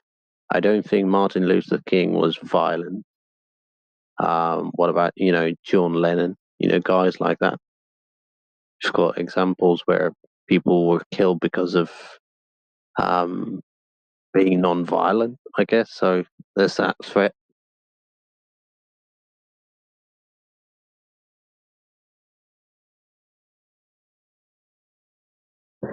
Yeah, and I think that's why subconsciously there's a lot of people who know the Earth isn't a ball, but don't come out and say it, especially if they've got a public figure or if they have a well-paid job.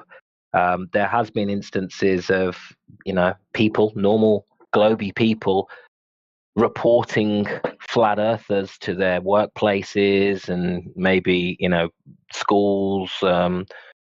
Just because they're flat earthers and basically saying, I think they should be sacked, they shouldn't be influencing children, blah, blah, blah. So there is a visceral response to flat earth with people who are in cognitive dissonance. And then some of them, like the guy DJ mentioned earlier, make it their mission to combat them, to oppose us. You know what I mean? So yeah, it's one of those subjects. Religion can be one, medical can be another. So we play it safe. We keep it empirical because this is undeniable. You can go out there and prove to yourself that the Earth is not a spinning ball with a curvature rate of 8 inches per mile squared. You can do that empirically. So is that misinformation? No, it's verifiable. So that's where we keep it. But there's a lot more to this. Yeah, when it comes to the flat Earth, there's a lot more we could speak about, but this is where we think is most effective. And also, we don't want to put people off, with too many personal speculations.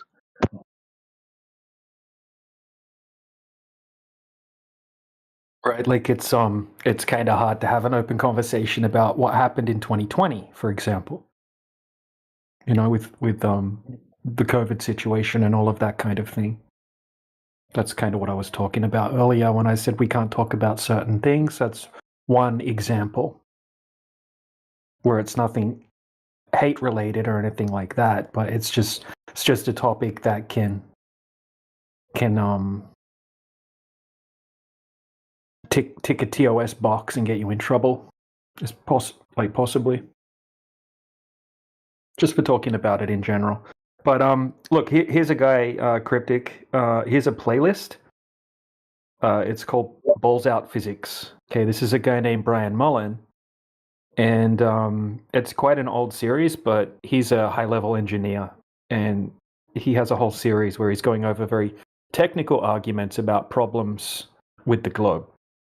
He speaks about this in some of the videos in the playlist. This guy was attacked like crazy by globe earthers, and he had to move locations, right? He had to stop making flat earth videos. They tried to get him fired from his job, and a whole bunch of stuff happened, right? And he doesn't make content anymore because he can't. He could lose his entire career just for talking about it. Yeah.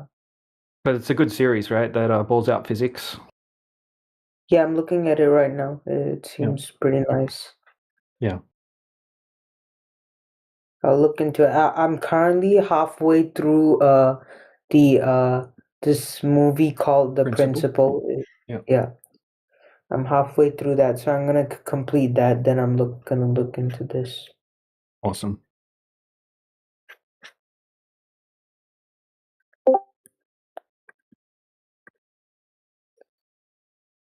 Yeah, but like I originally joined this voice chat to troll you guys about with this guy called Bad Pug. Like we were talking in the other voice chat about like how like flat earthers are like idiots and like how he's been here, and it's like he told me multiple times that talking to you guys is like talking to a wall, whatever that means. And he said he's had arguments with you guys before, and you guys wouldn't budge on your position or something. I don't know. Yeah, I remember you telling us about that, and he was saying something like we got all of our arguments or talking points out of some book or some nonsense like that. Yeah.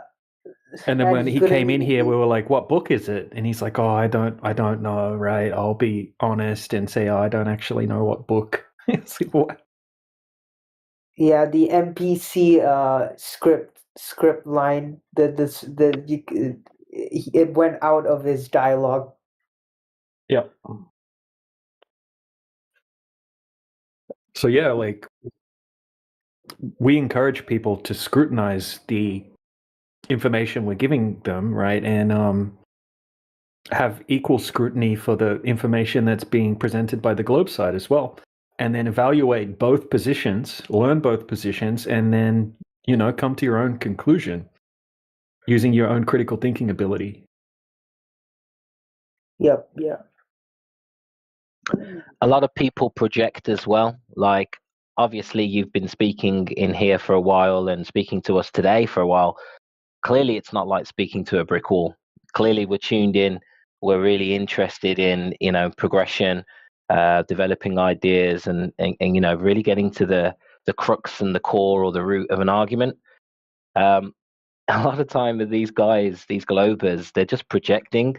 It's actually them that are like speaking to a brick wall, because if we hit you with empirical evidence, direct measurement, example after example of how the globe is dead, it's completely finished, and then they go away and start telling you it's like talking to a brick wall, that's actually projection. So you'll find that's probably a form of cognitive dissonance and a bit of a defensive position, because this isn't an easy subject, I understand, and people get very defensive. So we hear and see a lot of that every day, and I'm sure you've been around when those conversations have happened. Yeah, I have, yeah. And it literally feels like we're talking to a brick wall. Yeah. But if somebody comes in here with a globe evidence, and they're articulate and they're able to, fully explain what they're talking about, the last thing you're going to get is a brick wall. You're going to get detailed responses. You're going to get a good flow of conversation, and that's really what we're looking for. We're looking for globers to come in here and make claims so that we can hash this out, because we feel anybody who's logical, all we need to do is speak about this, get to the bottom of this with them, and any normal person should be able to and will have to come to the same conclusion. The globe is a narrative. It's like a religion, and there is no direct evidence for any of it. So regardless of your position, if you're going to be honest, you've got to admit that this is a belief. The ball is a belief, and that's at the very least what we expect. You don't have to be a flat earther, but you have to be honest.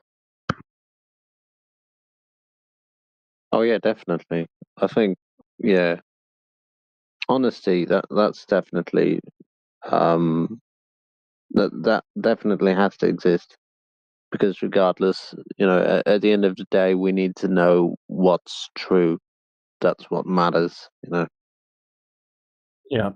But to be brutally honest, at this point in the conversation, it's literally like everyone that comes in here, even if they're coming in good faith, right, with good manners and that kind of thing, they're still just blurting out the same, like, it's like a pre-programmed script, and they don't even know that it's like a pre-programmed script. They're thinking that they're asking us this particular question as if we probably haven't heard it before, whereas it's the same set of like 10 or 20 questions that people ask when they come in here for years.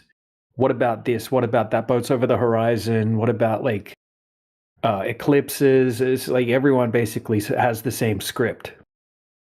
Where's the edge? Why would they lie? Yeah, like I could have 20 pre-recorded responses and just hit number 1 to 20 and answer nearly every person that comes in his question with one of those 20 pre-recorded responses, almost guaranteed for nearly every single person.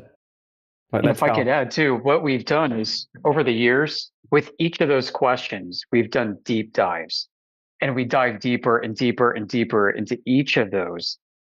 And we save documents to our computers. We have chit chats with each other. we go so in depth and we bring the depth of that knowledge up in the conversations we have when we get one of those 10 to 20 objections. And the audience wonders, oh my gosh, how do these people know so much about these things? Well, to be honest, it really is only about 10 to 20 topics. And we've just spent so long and going so deep on each of them that we've developed a knowledge base. Yeah, about that, right? I was watching a video earlier about like a flat earther trying to prove like the earth is flat. I want to send it to you guys because like the video is framed in a way like, oh, this stupid flat earther got it wrong or something. I don't know what his version of flat earth is. I don't know if he believes in an edge or an ice wall, but I'll send you guys the video. Yeah. I bet I can almost guarantee it's a guy named Jeranism who has a very goofy looking face. And it's from a Netflix documentary called Behind the Curve. And if you type in to YouTube, Flat Earther debunks himself, right? There's a whole bunch of videos, and most of them have Jaren starring in them. But if you actually have a look through the videos, right, at the documentary, you'll find out it's absolutely misleading. It's kind of like a mockumentary. It doesn't really show any of the tests that he did or anything like that. It's there's a whole story, a whole backstory to that. But yeah, share it. Maybe I'm wrong about which one you're talking about. Yeah, I'll send two. One is of this guy that I watched, and the other is Charlie Kirk debating a flat earther. Okay, I haven't seen that. I don't think he debated a flat earther. The flat earther was asking him questions if he thinks the Earth's flat. He was like, I thought about it for 3 seconds, and I thought about math, and I debunked it or something. He said some smart comment to it. But he didn't debate. The flat earther was asking him questions, and he just didn't entertain it. His platform, by the way, wasn't set up so that you can have a back and forth. It was just taking people up on stage with the microphone, and they could chat with him. But if he was tired of who he was talking to, yeah, next please, just go to the next guy. So it wasn't. He didn't have to stand accountable for the, answering anything about flat Earth.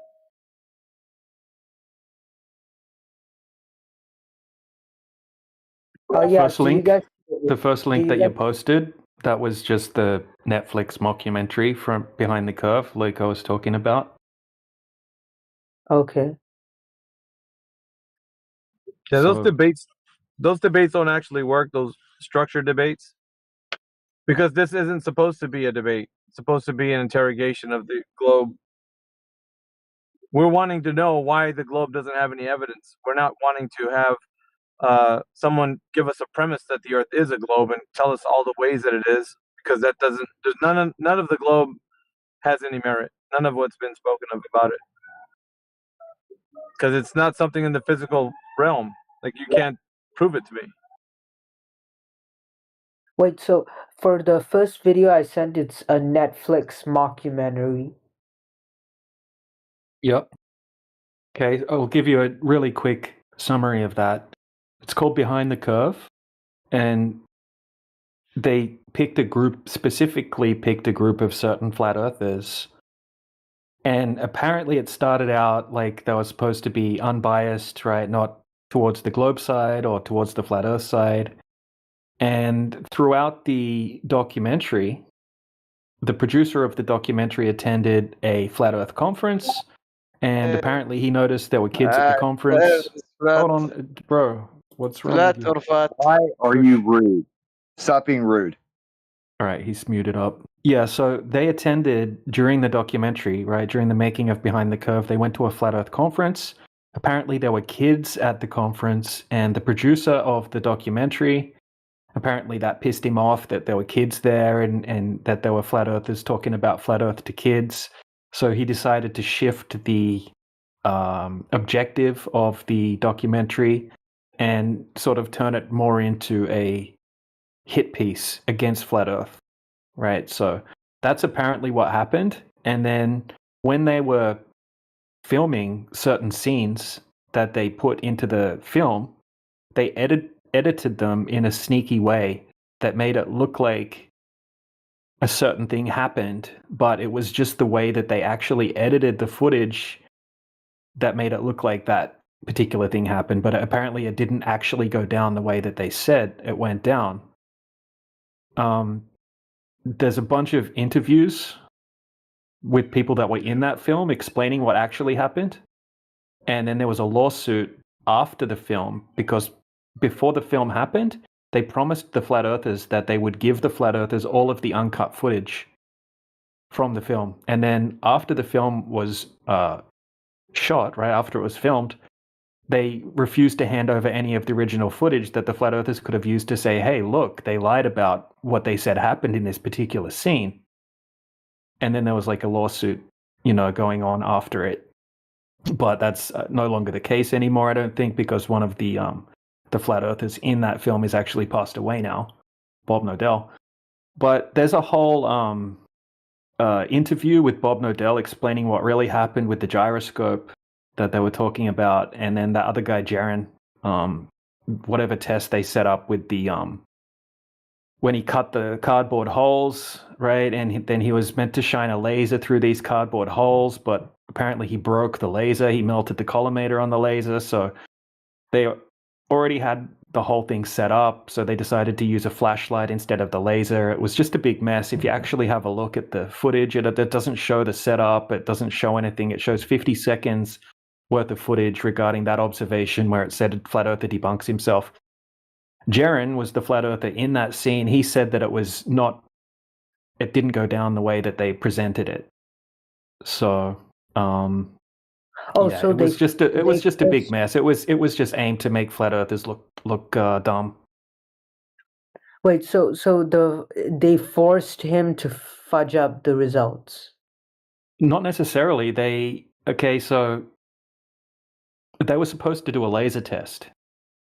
And he was supposed to have, I think it was 3 cardboard cutouts at certain distances, and he was going to try to shoot the laser beam, like the high-powered laser beam, through the holes, okay? And if it was a globe, then there should have been some deviation due to curvature. But before the experiment took place, Jaren left on the laser and melted the collimator, melted part of the laser, so they couldn't use the laser. But because they already had it all set up for the show, right, and all the globe earthers and flat earthers were there, blah, blah, blah. They had the whole scene set up. They decided to just use a flashlight instead, which is a kind of ridiculous tool to use. And so he basically shot the camera. Jaren was holding the camera. He was shooting the camera through these 3 holes that were apparently aligned over a certain distance, which they didn't show us any footage of at all. And then there was a guy at the other end who was holding a flashlight. And Jaren should have been able to see the flashlight if the Earth was flat through the 3 holes. But he couldn't see the flashlight. And then he asked the guy with the flashlight to lift the flashlight up in the air. And then he could see the flashlight. So they said, okay, that's because the Earth is a globe, right? Because he lifted it up over the curvature of the Earth. Now Jaren can see the flashlight. And then they cut it, right? And you see Jaren saying, interesting. And then they sort of ended the scene in the documentary at that point. But apparently what really happened was when he said, interesting, that actually happened something like 4 hours earlier. And they just spliced that bit of footage in to make it look like that's what he said. Apparently what actually happened was the guy lifted the flashlight back down again. And then Jaren said, oh, I can see it. Right? So he couldn't see it when it was lifted down, and then he lifted it up and he could see it, and then apparently he lifted it back down again, and he said, oh, I can see it again, but they didn't put that in the film.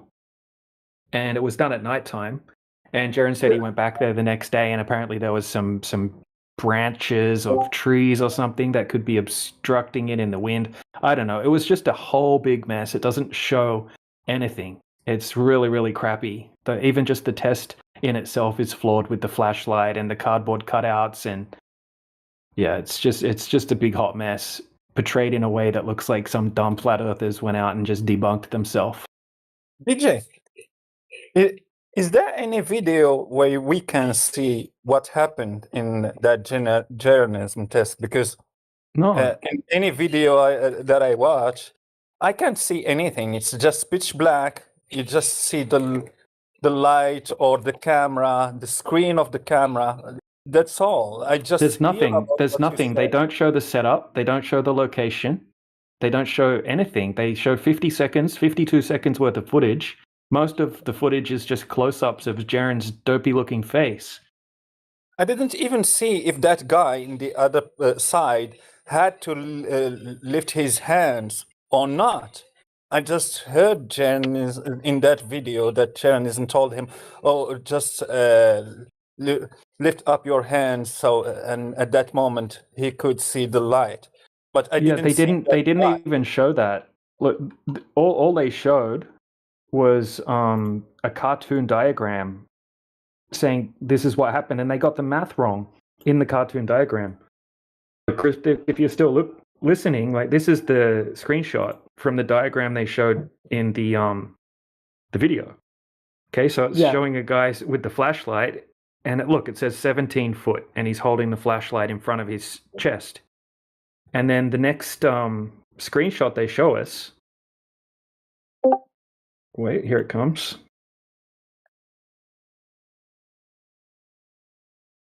All right, now look, all of a sudden the flashlight's 23 foot high, and all he did was hold his arms up. Like, what's he got, 6 foot long arms? So it goes from 17 foot to 23 foot, and all he did was lift up the flashlight. So they even got the math wrong, right, in this ridiculously over-exaggerated cartoon diagram. The whole thing was just a mess. It didn't prove anything. Apparently, like what Jaren said and what the people, even the globe earthers that went there said, was that everyone walked away from that test saying, well, that was a big fail. That didn't prove anything either way. And then it was later edited in a way just to make flat earthers look silly. That's what happened with that one. Whereas the long distance observations and laser tests and things like that we're presenting, right, they actually show everything start to finish. It's highly detailed, tests rather than this like silly Netflix 50-second clip. Yeah. So yeah. What And about then the next one you showed with Charlie Kirk. I mean, even Charlie Kirk's response was just ridiculous. You can tell he's never even looked into flat Earth, right? He just says it's not flat, and then he says you could see the curvature of the Earth from an airplane, which is just ridiculously false. Yeah, he's being condescending as hell, bro. But people think that people think that you could see the curvature from an airplane. He probably genuinely thought that. You literally can't, bro. People, man. But Charlie was a theosophist. Well, what's a theosophist? It's a sophist that invokes God. Yeah, I have no idea how Charlie loves Jesus so much and doesn't even want to consider the flat Earth. It's just a character. These people are characters. Like, yeah, his wife literally preaches, like she's sending Bible verses after he died. Like, if you guys love God so much, God said to be humble and all that, and be open-minded and stuff, right? So go look into flat Earth. Like, why you got like this is the clip that surprised me because Charlie Kirk always tries to be open-minded and debate people. But the moment the guy said flat Earth, and you can see in the video, the guy asking the question is not being condescending or anything. Like he's just like asking, "Have you considered the flat Earth? Like, have you seen it? Have you studied it?" But Charlie Kirk is like, "Oh, I went to school. I rode in an airplane. I know the Earth is not flat." yeah, just instant mockery, basically. That's the tactic that people use against flat Earth. You can see their change. He literally doesn't mock. He doesn't mock anyone. Like people have had so-called more crazy ideas brought to him, like all sorts of stuff, and he debates everything. And then the moment the guy says flat Earth, he's like, "Oh, you're wasting my time. Get out." Yeah. Yeah, I've got an awesome video. I'm just looking for it now. A flat earther interviews a what is she? She's like a astrophysicist. He tricks her. She doesn't know he's a flat earther, and he basically acts like he's like just a general reporter, and he goes in and he starts questioning her. It's actually a hilarious and interesting interview. The way she responds to his questions. I'll just find it now. It's really well done, actually. Yeah, I would love to have a look at it. Yeah. Got it here.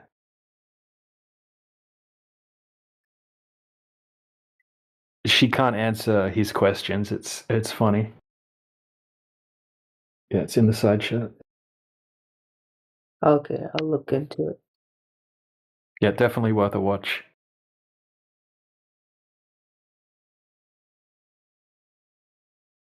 My opinion, journalism was definitely an actor. In my opinion, he never was flat earther at all. At any moment in his life, he just acted as being a flat earther. You're telling me that someone was a flat earther and accepted he was good with the idea that stars are arcing around the celestial southern pole, and he was okay with that.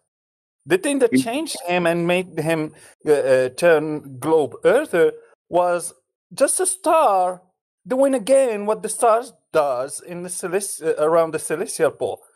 Another star arcing around that celestial pole, which is the sun, but they consider it a star. I don't. But That's the point is, Aaron he has was okay with that. beliefs. He's because he has beliefs, dude. He's a believer. Or was. I'm okay with that, even if he has beliefs. The guy No, was a flat that's the earther and problem. was okay with the idea that stars can arc around the southern celestial pole on a flat Earth. So you're telling me he changed his mind when he saw the sun? The problem is he was pushing beliefs, dude. He wasn't pushing knowledge. He was just pushing beliefs, and that is his problem. That's why he's so quickly flipped over like a little dog rolling on his back so they could expose his belly. He had beliefs. And I think that I don't know if he knew Whitsitt and the other flat earthers before, but I think that he joined that team, Whitsitt and Dave Weiss and the others, just to have some background to be able to talk about flat Earth. And remember, he didn't debate a lot. He did moderate debates between flat earthers and globe earthers, but he didn't debate a lot because he mostly made anti-NASA content, which doesn't even require you to be a flat earther. Most of his content, and it was good content. A lot of his anti-NASA content was really good.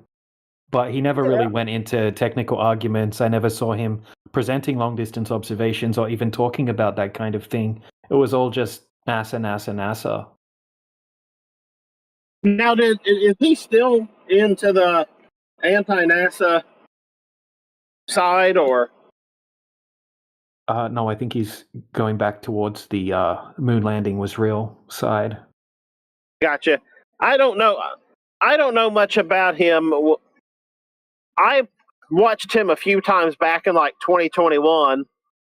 That's when I first heard of him, and I quickly realized his actual three main things. One was pushing hatred of a particular religious sect. Number two was talking about herbal substances, and number three was talking about crypto coins. So I just kind of assumed that he thought that the flat Earth topic might get him some people to pay for his cryptocurrency classes. Maybe. You still there, Cryptic Net? Yep, yeah. Yeah, so a lot of the flat earthers that you're going to see in these documentary, like hit piece style films, these are the types of flat earthers that you were talking about before that were what you consider the stereotypical flat earther that believe that there's an ice wall and all of that kind of thing. They believed in a particular flat earth map and model, and they would tell you exactly how the sun and the moon behave and exactly what they do, and that there's an ice wall that surrounds the flat pond and all of this kind of thing, right? These are the types of flat earthers that people that make these hit piece type documentaries handpick, because there are flat earthers out there making stupid arguments. And if you look up flat earth debunking videos on YouTube, right, they'll cherry pick these silly flat earth arguments, and they'll say that all flat earthers claim this and that, and then they'll try to debunk it. Yeah. I So think there most are a lot of bad flat earth arguments out there, especially on TikTok and things like that. Yeah. And I think most globers, when they want to talk to flat earthers, they don't come in good faith. Like, they come in to try to disprove flat earthers. Then they realize, oh, flat earthers actually know a lot more than they considered. Then they can't provide the evidence, and then they start to get angry, and then they just say, I'm not an expert in this topic, I'll refer you to someone else. That's right. Yep, the old line, I'm not a scientist, right? They'll act like they're a scientist, and then when they get cornered, they'll be like, well, I'm not a scientist. And the scientists will say, oh, I'm not an expert in this field, go and talk to my other friend who's an expert in that. Exactly. That's kind of like what Josh, I don't know if Josh is still here, but that's kind of like what Josh's response was when I showed him the long distance observations. He's like, oh, well, I don't have a response, right? I don't have a rebuttal to these long distance observations because I'm not an expert in optics, right? So he only wants to talk about. But why do you need to be an expert in optics? It's just right there, bro. Well, he thinks that there's some magical optics expert out there that would be able to say, well, actually, the light's bending in a certain way that just makes the Earth appear flat in all of these different observations. He's hoping that there's someone like that out there that's going to come along and save the day, right? Like you said, they'll just pass on the burden to someone else. Yeah. It's insane. Yeah. And like I know you guys probably think I'm like a Matrix NPC government sucker type guy, which I think I am to a certain extent. But when it comes to science, I will question it. Absolutely. The nature of the universe and all that. Yeah, no, you seem, like I said, since you first came in here, you seem honest. You speak your mind. It doesn't mean that I agree with everything you've said, but you at least seem like you say what you're thinking rather than being deceptive. Yeah. It's the main thing. And, like, you've only been given a limited information about this topic so far, right? You're like 1% there kind of thing in regards to how much you could learn about it. So it wouldn't be expected that you would, share all the exact same opinions as people that have been looking into it for 10 years or something, if you know what I mean. Yeah, I still have a lot more to look into, but I'm seriously considering this. Yeah, just keep looking into it. It's not something you're going to, all of a sudden in 6 months, you'll be like, whoop, I'm finished researching this topic, move on to something else. It doesn't work like that. The more you look into it, the more like questions you'll have, and the more other interesting lines of research will open up. That's a cool thing about flat Earth, right? Once you kind of learn about this topic, you'll never be bored again in terms of like content to watch and things to research and that sort of thing. Hey, Cryptic, I got a question for you. Yeah. Have you done any measurement experiments yet? Like go outside and like actually measure stuff. Yeah. My country is very small. I can't like the beach is like very restricted, I can't like just go out there. There's so many shipping containers. Try and go on the toilet for a pill. You'll feel better. It will make you feel better. I didn't get a chance to get there. Alright, I'll give him a drink, then we gotta go. Yeah. Gosh, you were hot. Jacob, gotta go, mate. Has Rude view into his world? What?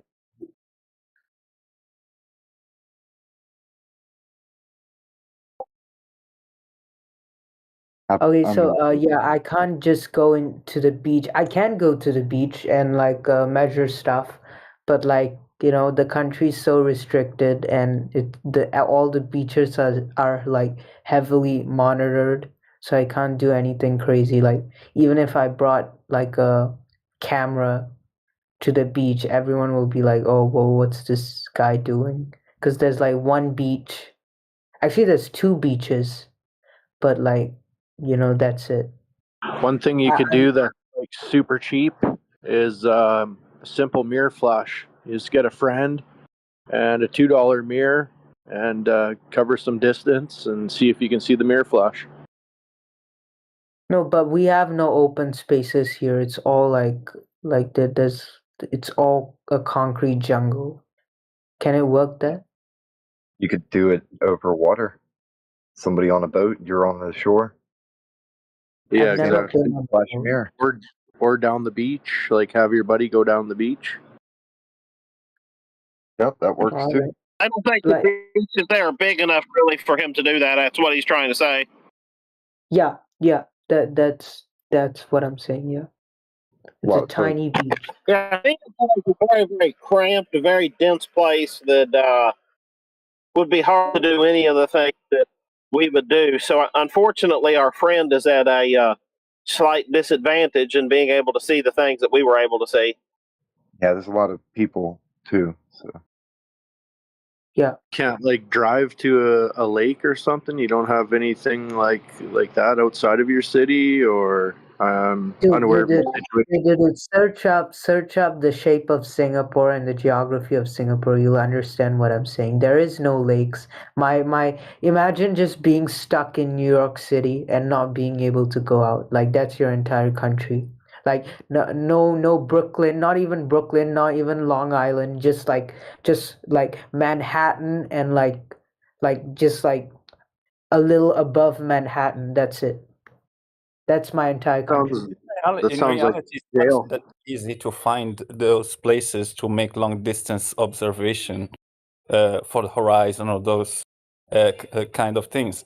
Because finding a giant lake that the shoreline will have to be more than 3 miles for a 6-foot observer.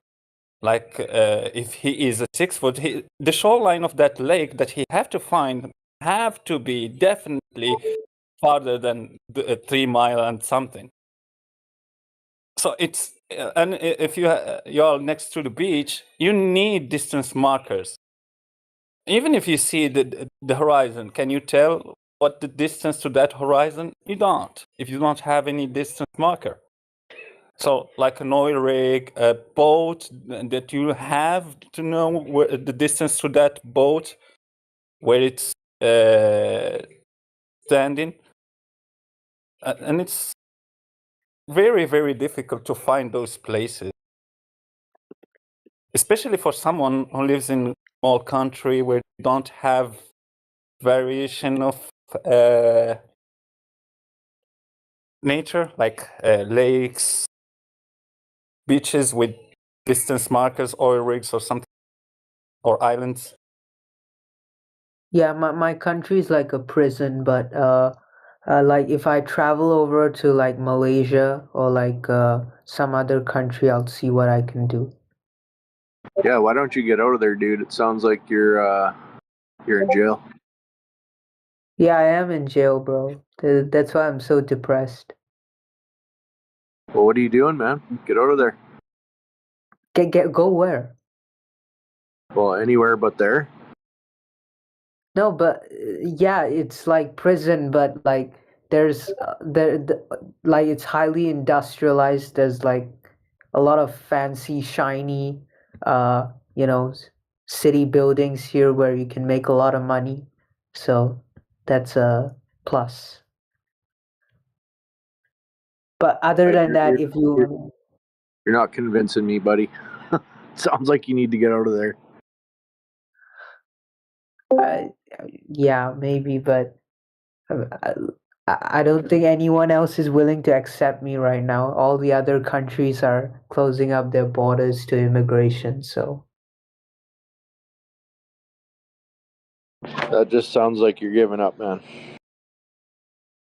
I mean, I want to make money first, right? If you can make money, you can go anywhere on earth. So It's kind of like the ballers. They just, they don't want to question anything. They don't want to change their life because everything is, as soon as they find out that everything is a lie, they have to retool their whole life basically.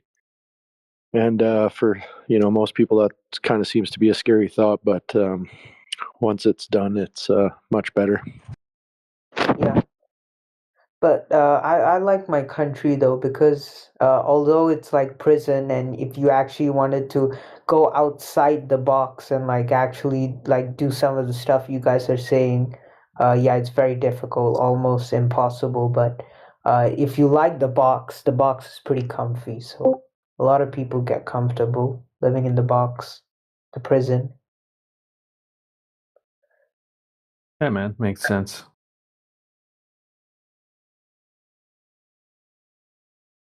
Yeah, but I might move to Australia for university if I can't get into a university here. So, like, during that time, I might go and do some of the stuff you guys are saying. So,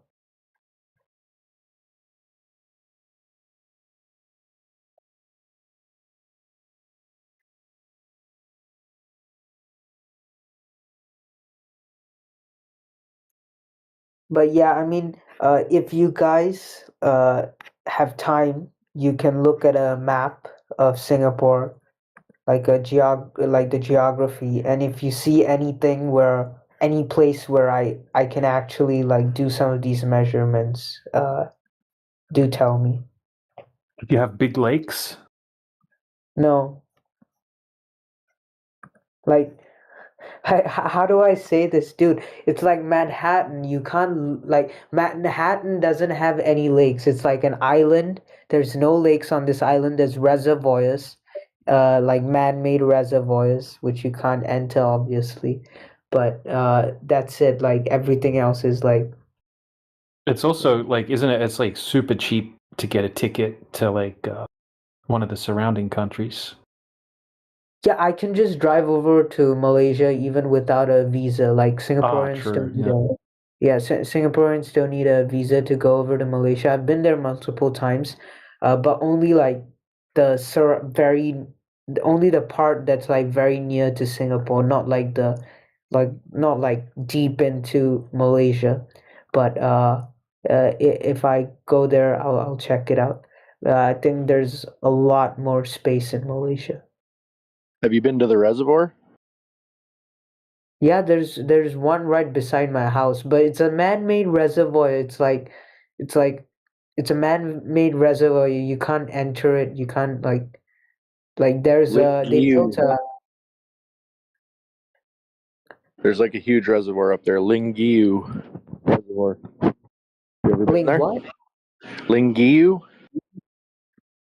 I don't think you're pronouncing that correctly, and I don't understand what you're saying. Linggiu. Linggiu. Yeah, let It's me just check outside, that. just outside of Singapore. Just outside of Singapore. Yeah. You realize Singapore is the country, right? There's nothing Yeah. outside Singapore.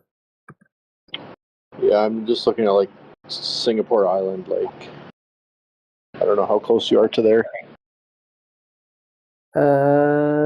Let me check. Oh no, this is literally this is in a different country, bro. This is in a different country. I need to grab my passport and like actually go through immigration to go there. Okay, never mind. Yeah, but yeah, this is way too far. If it's in the country, then yeah, but if I ever go there, then I'll check it out. Malaysia has a lot of stuff, so. Yeah, it says that I think But the if you go biggest. to, I was just going to say, but if you go to university in Australia, I could imagine that there's a few members of this room who would try their best to accommodate and try to help see, like, to show you some places to where you can see certain things. Oh yeah, thanks a lot. Yeah, I mean it's Just I going to the still have ocean would be the best bet, man. yeah, but if I go there, I'll probably be going to like the city, right? So, but There's yeah, not I like mean, vast beaches in Singapore. what? No, I was just telling DJ that it's not like there's vast beaches in Singapore. You don't need So- vast beaches, though. You just need one. No, even that one beach, like you can search up like the Singapore beach, like it's like it's not even like it's like 3 kilometers or maybe less of like shore. That's it. Like it's highly developed and restricted and like there's cameras everywhere and Yeah, but you would just be doing what would look like photography, right? Like, look, here's a screenshot of the Singapore shoreline. Yeah, but that shoreline, the red one that you're indicating, most of that is like ports, like most of that is shipping ports where ships come and dock. It's not shoreline. There is shoreline, but very little is publicly accessible. Like most of it's oil refineries, shipping ports, aquariums. You know, the only place that I think I might be able to do this would be the Singapore River, but even that is like a tiny river where you need to get on a boat with like other people and it's a very small boat. And like you can search up the Singapore shoreline, it's like tiny as hell, bro. It's like it's so small. And you can imagine how many people there will be there. Have you ever been to Batam? That's in Indonesia. That's in Indonesia.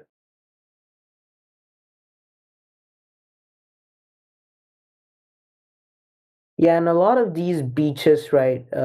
Beachfront property here is like really high in demand, and they cost like millions and millions of dollars because like the shoreline is so little. So most of it is really accessible only to rich people. Like if you want premium, shoreline to do these kind of experiments, it's only accessible by like really rich people. Others, most people will just have to deal with the 2 kilometers of shoreline that everyone else shares. That's publicly accessible. Everything else is ports, shipping lanes, or beachfront property for rich people.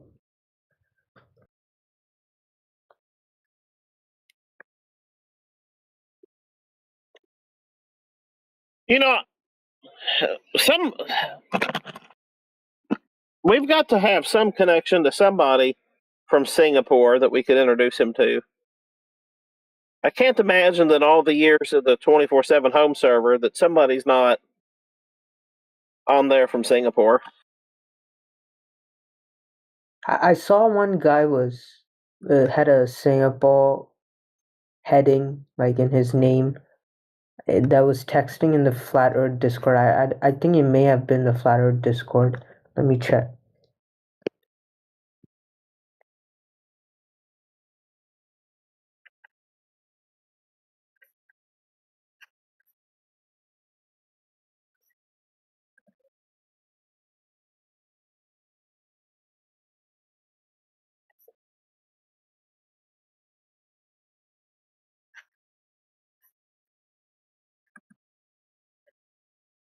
It looks like there's beaches all over there, dude. No, it's not.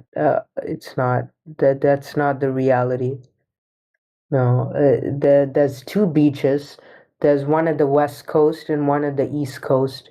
The rest is all rich people, resort club, stuff. You need like access to, yeah, like like there's this island called Sentosa Island, where like it's all like a resort, and if you want to get in, you need to pay big bucks, pay a lot of money but then you would get access to the shoreline. uh when you search Singapore beaches, you're probably seeing like huge beaches, right? That's like only one beach, and it's on this tiny island called Sentosa Island, like in front of Singapore. And yeah, that's where all the beachfront property and like the resort beaches are, and they make it look big, but it's really not that big. But if you want publicly accessible beaches, it's the tiny ass like beaches at the East Coast. The East Coast one is like bigger than the West Coast. But yeah, and they don't they're building this thing called like a Long Island kind of thing to put in more houses, and that will block even more of the shoreline. Like they're trying to build. Sounds like you got to get crafty, dude. There's like a lot of water around you. Just saying.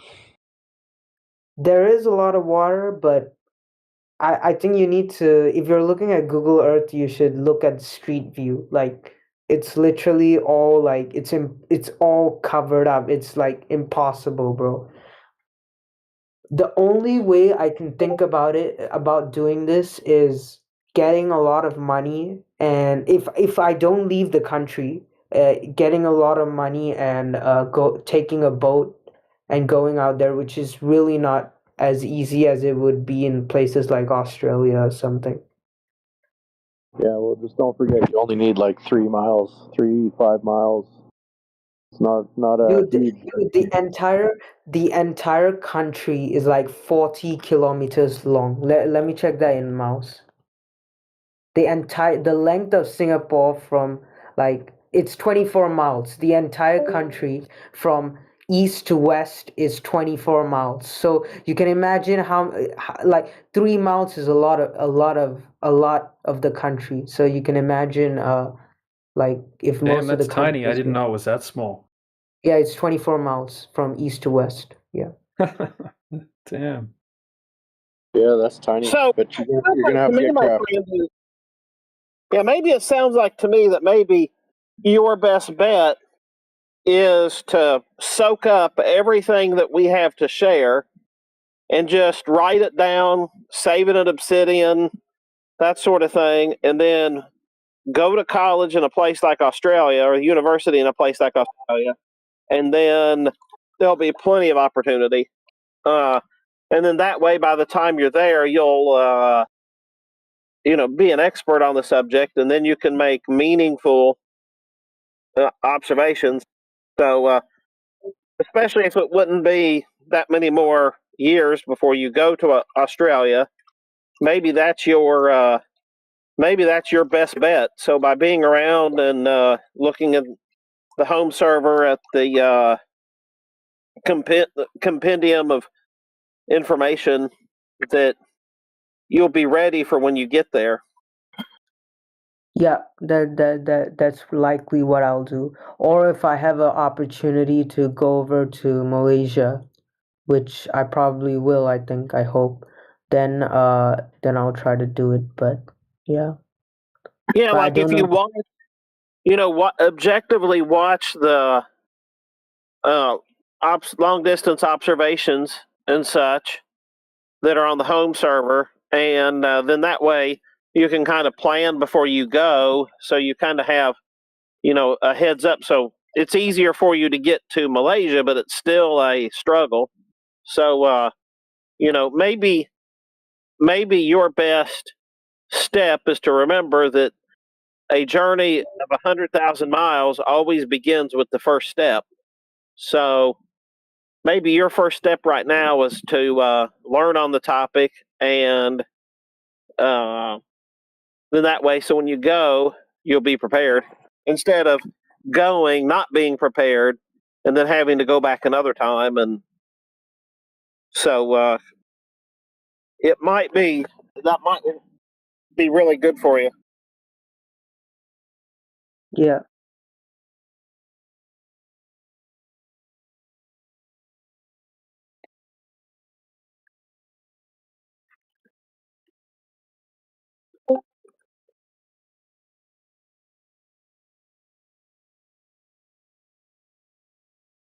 Yeah, I mean, when you only have like 30 a land that's like 31 miles from east to west, like you don't have much to work with. It's not even about flat measuring like flat earth stuff. Like if you want to even like observe anything like that's not within this concrete jungle, it's impossible. Dude, that's Like you want to go. hilarious. The Great Salt Lake that I was talking about earlier, which is a great place to make long distance observations in America. It's like bigger than Singapore, basically. Exactly. Just the lake. Yeah. Now you understand why. Is that in Utah, So DJ? Yeah, yep, Great Salt Lake in Utah, yep. So I remember my very first mention, well, the earliest, I should say, mention of the year 2000 for me was somewhere in the early 80s when I was homesick from school, and there was something on the Discovery Channel where they were building an airport in Singapore, and they said that it would not be open until the year 2000 because there was no land for them to build the airport, that they were trucking in and trucking in and trucking in a lot of dirt, which I believe they were actually getting the dirt from Malaysia, if I remember right. And so it's a very, very challenging country to do anything in.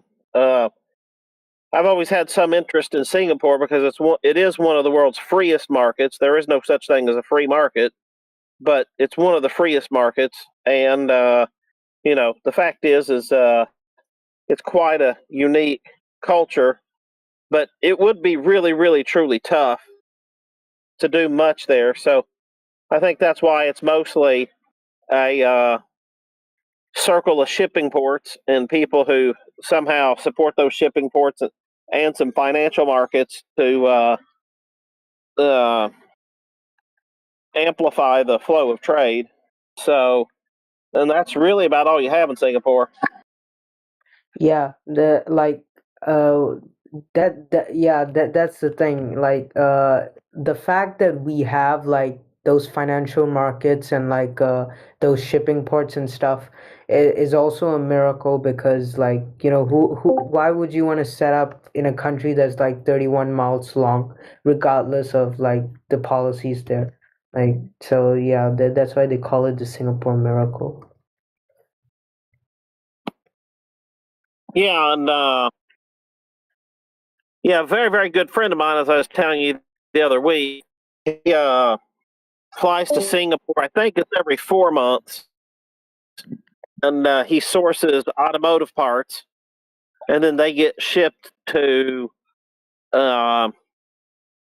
Trinidad and Tobago. And anyway, that the only reason that that it's in Singapore is where he goes is because that's kind of the logistical center, so he can get pretty much any auto part shipped to Singapore and held for his next shipment.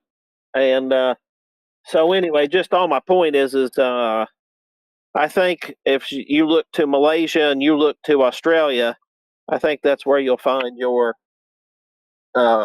best opportunities. And you have an even better opportunity than any of that, which is to learn to read some of the scientific papers and to keep in mind that there's a much brighter future. So no matter how depressed and sad it may be, that you can always work for that future, and that future will come to where you can do something that's a little more palatable.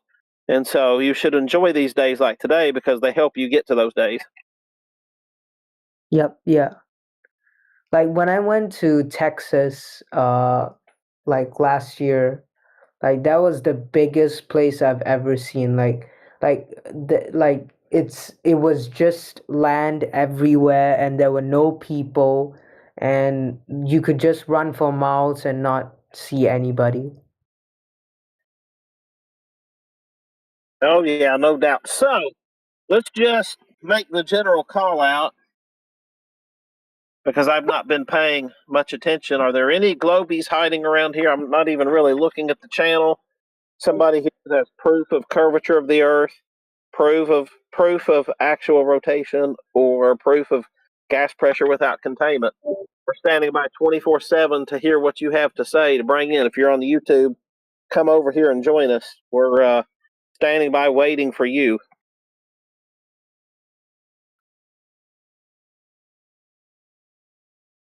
So go ahead, DJ. I just thought I would jump in and make a general call there because we do need some Globers to join us. Yeah, there's only maybe one person in here at the moment. U45. If you're there, feel free to ask any questions. Other than that, I was going to make an event, but there's a class stage going on at the moment, so I have to wait.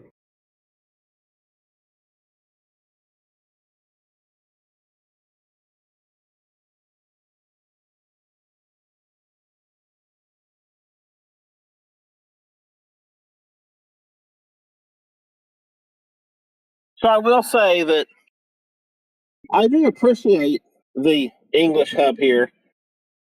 One of the things I enjoy is they do send these words of the day across, and it doesn't happen often, but every now and then they'll post a word that I've not used in a long time or not heard in a long time, or one that I'm not even familiar with. So I do think it's a great service that they offer here, and by extension, we get to participate in by helping people practice their English on a much more advanced topic. Whether they agree or disagree with this, there's absolutely a positive gain with every interaction here.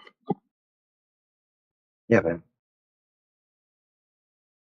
That's really my favorite part about being over here is we get to help people on multiple levels. Yeah, and there's people all over the world here. You guys can educate everyone. Giving people the confidence to be able to practice and having a space to be able to do that, that's really important. I think that's a very good thing. Yeah, so if you guys see anything that I can do here in Singapore to conduct some of these experiments that don't involve like huge land masses, then yeah, you can tell me. I'll try Yeah, to. it'd be kind of hard because of the general air visibility. Like you could go up in a building, right, and you could calculate the elevation that you are up that building, and then you could pick another building that's say 10 miles away. You know, and you could have like you could know the elevation of the building that you're looking at and work out how much of that building you should be able to see. But you're probably going to run into issues with the just the general humidity and temperatures and visibility of the air in such a densely populated city environment. So yeah, it might be kind of hard. I recommend just looking into stuff that people have done already. There's tons of extremely well documented technical observations and laser tests. I can send you tons and tons of them. Or you can go into the home server and look into the long distance observation section. But I can send you like some of my favorite ones. And like you look at Dr. John Dee's videos. He's got a PhD in optics. He goes over all of the technical aspects of the observations that he makes, and there's a ton of research to do before you get out there and start doing your own. Also, I don't want to, get into anything personal, but like you guys say you've been like collaborating to like collate research on flat Earth, right? Have some of you guys met in real life? Oh yeah, a bunch of us have. Yep, a bunch of people have. I see.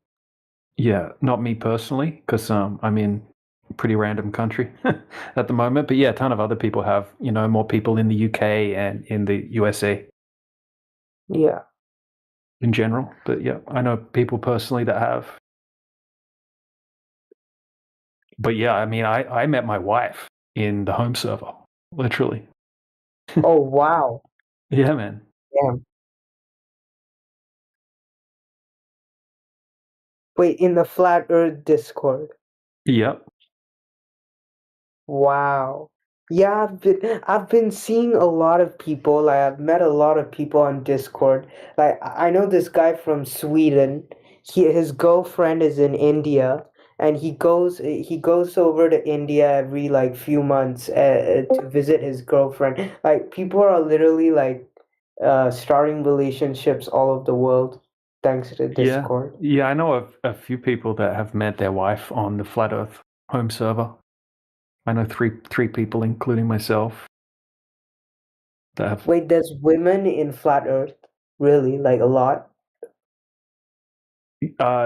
Well, yeah, there's a bunch, but not as many. It's like more men, definitely. But yeah, there's a bunch. There's a bunch. Yeah, I saw this woman. This I think she may be a woman. This woman called Mary Mom. Oh yeah, she's awesome. Yeah. Yeah, but she was being a little condescending to me. Not gonna lie. She was like, "Oh, geographical and political differences can result in IQ level being different over such a short period of time." Oh yeah, I Dude, remember that conversation. Yeah. Yeah. But yeah, no, there's a bunch. I mean, more often in the side chat and stuff like that, rather than in the voice. Yeah. But yeah, we used to have like an event. We only just stopped it recently. Every Wednesday or whatever, it was called Ladies' Night, and it was literally just flat Earth women that would have conversations and conduct the show. And there was stacks of them in there.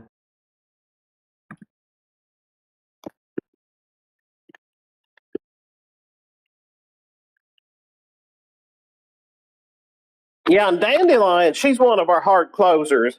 She likes to get people back to reality, and she does like to do it in a abrasive way, so the person doesn't just get to slither away and not confront what point she's trying to make.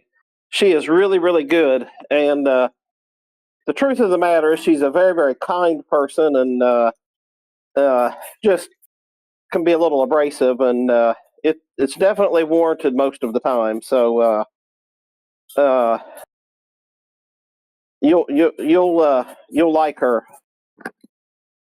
Yeah. And trust me, if she thought it was a waste of time talking with somebody, she wouldn't waste her energy. So I tell people that if she's talking to somebody, she thinks there's a chance that there's something that they'll learn, she wouldn't waste her breath and her energy on somebody that doesn't need it. A lot of you guys are actually quite older than I expected. Like, I don't mean that in a mean way, but I always thought that people who are older would be less open-minded to such radical ideas. So, like, how did you guys, like, I mean, you guys have been taught the globe Earth for way longer than I've been alive, some of you, or way longer than I've been conscious. Oh, yeah. Mm-hmm. If I can just jump in for a half second and just add in here, my friend, that one thing that happens with age is you start to see and dig through a bunch of bullshit, and you get tired of the bullshit. See, a lot of the people with degrees that you were talking about the other day, right? You were telling us, oh, you guys should join this like server that's filled with like space nerds. Yeah. But once you look into it, right, you'll find that they're just better at, like, they're kind of more indoctrinated quite often when it comes to what I would consider like pseudoscientific bullshit regarding the conceptual model of the space vacuum, the heliocentric model. They're better at regurgitating like what I would call the book of bullshit. They're just regurgitating information that they can never test. Like, I'm still kind of young, and like there's a lot of stuff I want to do in life. I don't know how the world works completely yet, but yeah, I want to make a lot of money, and hopefully if I do make a lot of money, I can dedicate some of my time or more of my time to topics like this or this topic and try to spread the word. But first I need to understand it more deeply. Yeah. It's no rush, that's for sure. Yeah. But say I met Elon Musk, right? Or someone met Elon Musk who's like, and you wanted to question him on the globe Earth, right? Like, what do you guys think he'll probably say? Like, how do you think he'll respond to being challenged by like flat earthers? I mean, he'll probably just kind of weasel his way out of the conversation somehow. I mean, he's not really going to dig himself a hole by having a conversation like that in any depth.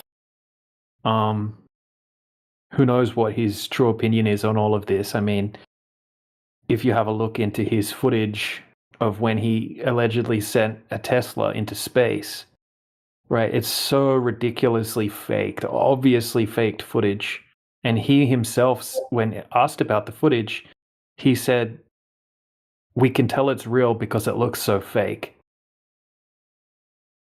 Like, he's on camera saying that exact line. So I'm not sure. I mean, the guy jokes around a lot, so. Yeah, he looks like he's kind of high on drugs half the time, so I don't know. Who knows where his head's at? Yeah. Consumes a lot of drugs, but he says he did like a drug test and he came out clean. So yeah, clean drugs for real. Hey, check out this observation in the side chat, Cryptic. This is a really good one. All right, so this is basically done over an area the size of Singapore.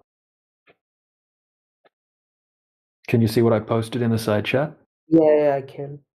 Okay, so this is the Great Salt Lake. And this is a 21-mile observation. Okay, so I'm just uploading a couple of things to explain it. Okay, so here's a top view from Google Earth. So the guy sets up his camera at the top of that yellow line, and he's going to be zooming across to the other side of the lake.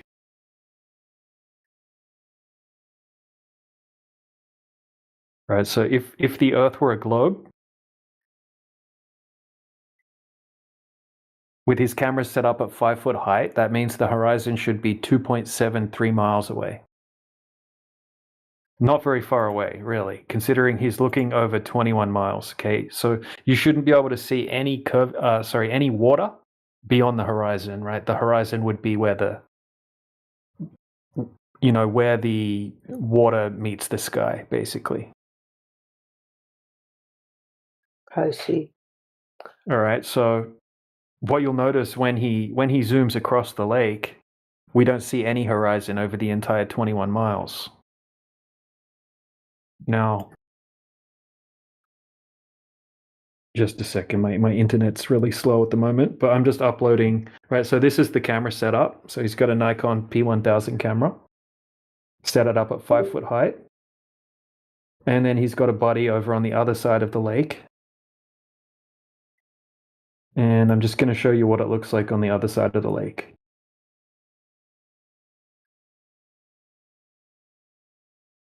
Wait, Right, so the next image. What's that? This experiment can be done over like 24 miles, is it? Yeah, this is 21 miles. So over 21 miles, there should be 293 foot of curvature. But there isn't. There's zero curvature. So think about it like this. You know the Titanic, the ship, the Titanic? Yeah. It was 175 foot tall.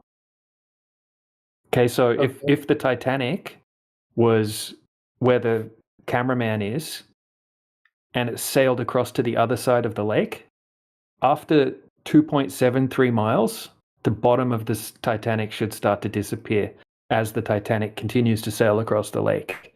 Once the Titanic got to 10 miles, the bottom 66 feet of the Titanic should be missing behind the horizon. By the time it sailed over to the other side of the lake, 21 miles away, it would be well below the curvature of the Earth, and you wouldn't even be able to see the Titanic if the Titanic was docked on the other side of the lake. That's how much curvature is missing. But if you have a look at the last image that I uploaded, okay, that's what it looks like on the other side of the lake. You'll see a big shoreline and you'll see a big white tower. So he did this observation during the day and then he did it again during the night. So I'll just show you. You can see in the original video capture that I uploaded that you can see the shoreline on the other side of the lake, and you can see that big white tower completely. Okay, so here's a screenshot from the observation, and then this is what it looks like at nighttime. Right, it basically looks the same from 21 miles away. I have a question. Anti-global. Yeah. Are you flat Earth? Mm-hmm. You're retard.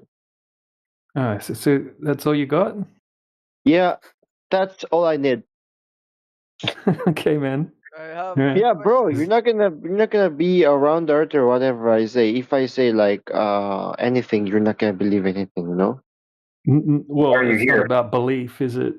It shouldn't be Yeah, it's about about belief. belief. It's like religion for you guys because you believe on yourself rather than believing the experts, No. I'm right? presenting a real world observation in the side chat. It's not about just Real blindly believing the observation. Not, so-called not experts. everything is observable. Can you observe air? How can you prove But that air exists? Earth curvature should block things in the distance because of the No, I have a curvature of the question. Earth. Okay, okay. I think I'm being a bit rude here, but yeah, I don't like this conversation. But actually, how do you know air exists? Well, we're breathing it. You know, we can how do we know measure the what pressure. We can measure the pressure. We can test what it's composed of. I don't think anyone's denying air exists, but that's different. That's different because you guys are... we're talking about physical Earth curvature that would have to be present over a certain distance. So if you have a 20-mile distance over the surface of water, that means that you should have 293 foot of curvature, right? That's different than comparing it to air, right? You would have physical curvature So something on the other side of the 21-mile distance should be hidden by a certain amount by the curvature of the Earth. It's like a physical property of a globe. You know what I mean?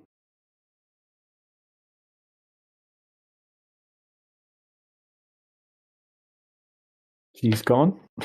Is that guy still here? No, he ran away. Wasn't working out. This is insane, bro. Now I'm looking at it and they all sound like freaking NPCs, bro. If they weren't NPCs, they'd let you guys explain. Yep. That's about right. Yeah, I'm glad you're seeing this. Like we're not even asking them for any empirical evidence. We're just like explaining to them and asking them to listen. That's it.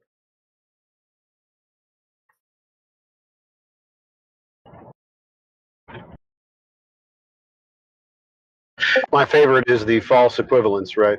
So you can't prove curvature exists because air is invisible. I mean, what are we doing here? Also, how is the existence of air or like the visibility of air related to the curvature of the Earth? Right? It's not. That's the level of intellect that we're dealing with. They're going to create some kind of false relationship between gas and measurable Earth curve. They've lost the plot somewhere along the way. Yeah. I think human beings, or they've indoctrinated human beings to just see relationships where there aren't any. We've been so used to using models and patterns and relationships to explain everything instead of using our own,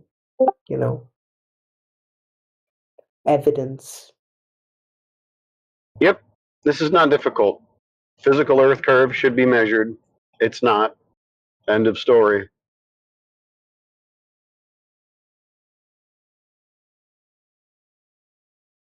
Also, to answer the guy's question, he said, how do you know air exists, right? You can measure gas pressure, but then if you ask how you know the Earth doesn't have curvature, you look at the observations, the long distance observations.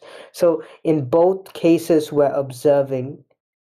And in both cases, and in one case, we see that there is air because there's gas pressure and we're breathing it, and we know there's, some sort of invisible substance that, has particles, gives off pressure and all that. And so that's an observation. And then we have long distance observations and we see the Earth has no curvature. So in both cases, we're observing.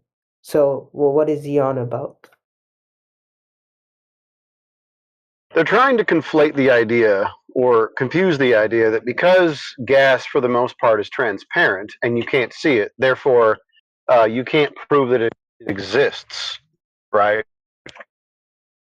That's how ridiculous it is. Because you can't see it, it must not exist then. That's how they're strawmanning our position. Because we don't observe Earth curvature, it must not exist. That's what they're trying to strawman us with. No, we're dealing with two different things. Gas is measured and detected in other ways, but it is physical and I can touch it. And to a degree, over long distances, I can even see the density of the air or the particulates or whatever that's in it. Like I know that gas exists. Now, Earth curve is supposed to be a physical, solid thing that we can measure, and it's not there. We can't measure it. So if I don't detect it, if I don't measure it in any way, shape, or form, then it's not there. That's reasonable. There's this guy, Blue Eye, saying if the Earth were flat, it would be the same time everywhere, but that is not the case. He's saying it in the chat. Well, he must have a flat Earth model that he would like to present to us.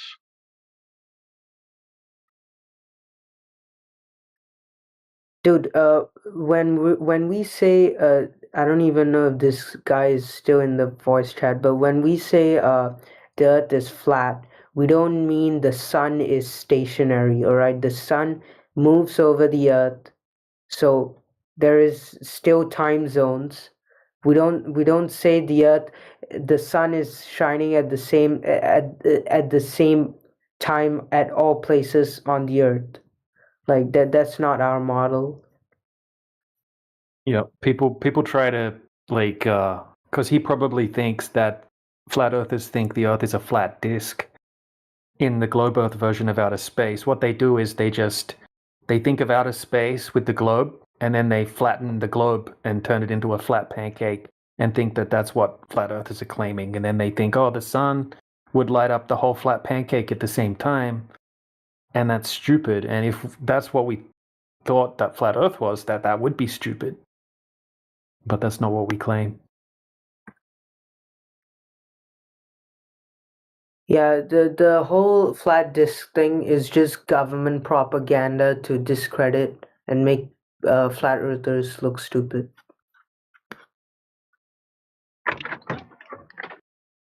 Well, if the flat earther uses that, then they are stupid.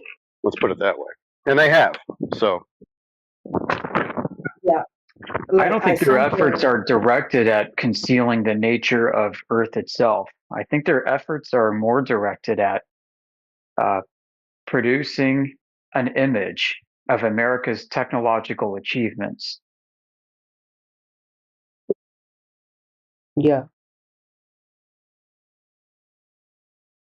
Soft power, man. I must say though, the American government, they try so hard to project American superiority and fake all this stuff, and ensure China doesn't get the oil and all that. But I must say, how much of this has actually benefited Americans and their quality of life? Well, a great deal, I'd say. I mean, the Like, American petrodollar is one of the greatest achievements of foreign policy, propaganda, economic power,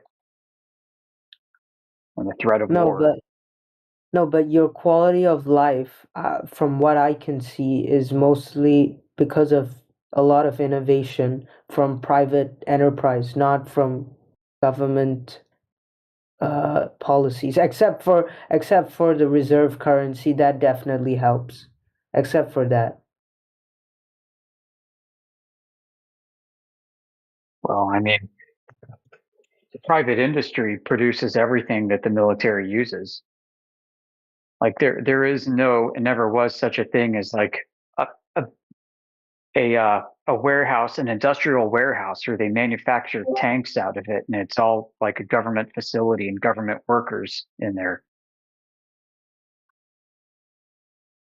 Yeah.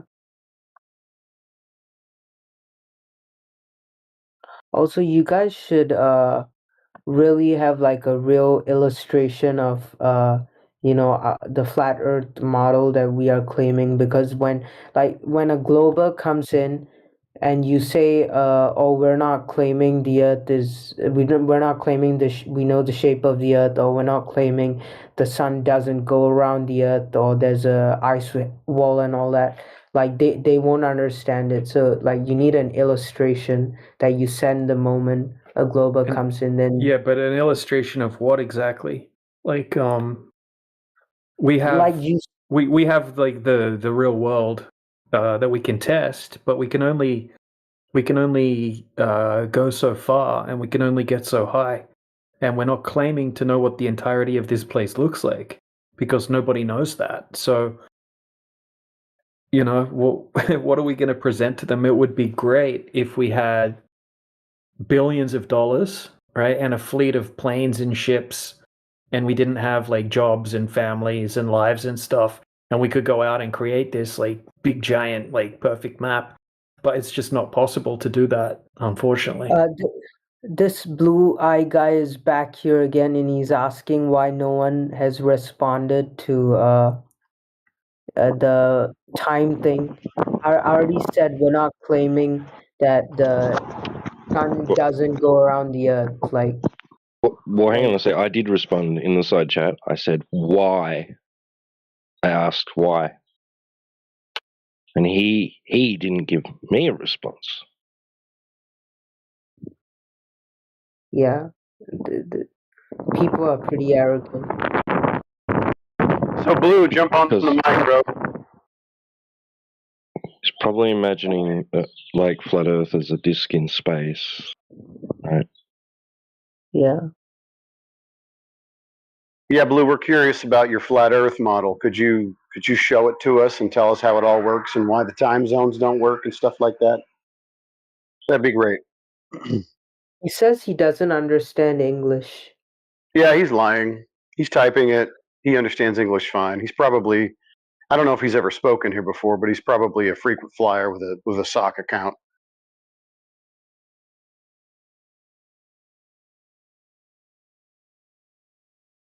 He says he uses some software to type in English. Well, Blue, unfortunately, you know, we've given you responses, and if you can't understand them, then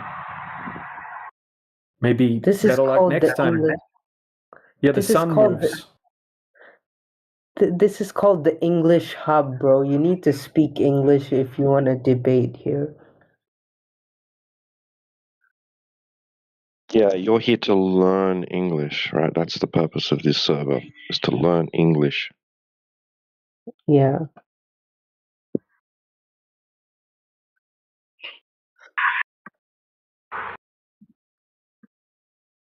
I must say though, for a server that's supposed to like tell people or teach people basic English, like help them improve English skills, like the topics they have on here are like stuff where native speakers cannot express themselves that well as well. Like, you know, this topic and like philosophy and like all the other stuff.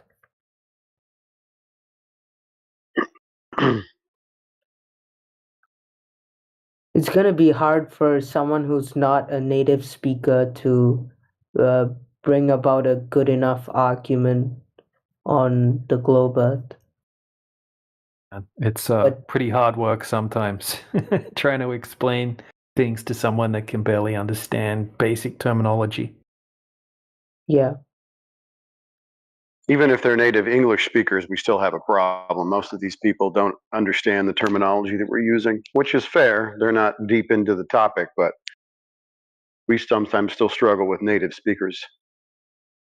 Have you guys ever considered like you know, recruiting, so-called recruiting people who, you know, have experience with other languages to go around in Oh, other we do. servers? We already have. We have like Necros in here already knows multi languages. Who else have we got in here? Not sure about Stark. Yoda Yeah, 20 is Cups multilingual. speaks French. 20 Cups, yeah, that's right. But And yeah, we've got other we've got people like that aren't here. we've got an Islam server as well, Flat Earth Islam server. Well, what do they speak? Arabic, quite a few of them. Yeah, I see. But yeah, Necros speaks Arabic. I see. I think most Europeans, like obviously I don't want to generalize, but I think in Europe they do teach English to like non-English speaking countries as well. I think most French people know English. They just don't speak it. Yeah. Yeah, they know a bit. Some of them. We got a few French people as well in the home server. Yeah. Shout out to Dr. Flatporn.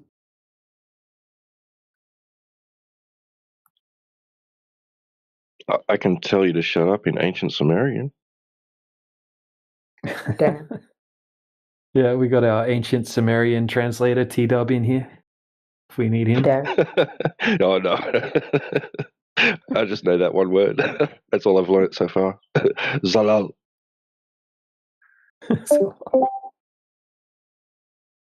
Yeah, speaking of ancient Sumeria, some of the stuff they said, like in the tablets about the Anunnaki. I don't know if you guys ever heard of that. Yeah, like these stories are endless, bro. And mainstream media purports these insane stories more than even considering flat Earth. Like I've seen multiple times where, the mainstream media, or like the mainstream media kind of promotes, like the History Channel and all that. They talk about the pyramids being built by aliens, and like the ancient Sumerians being trained by the Anunnaki and all that.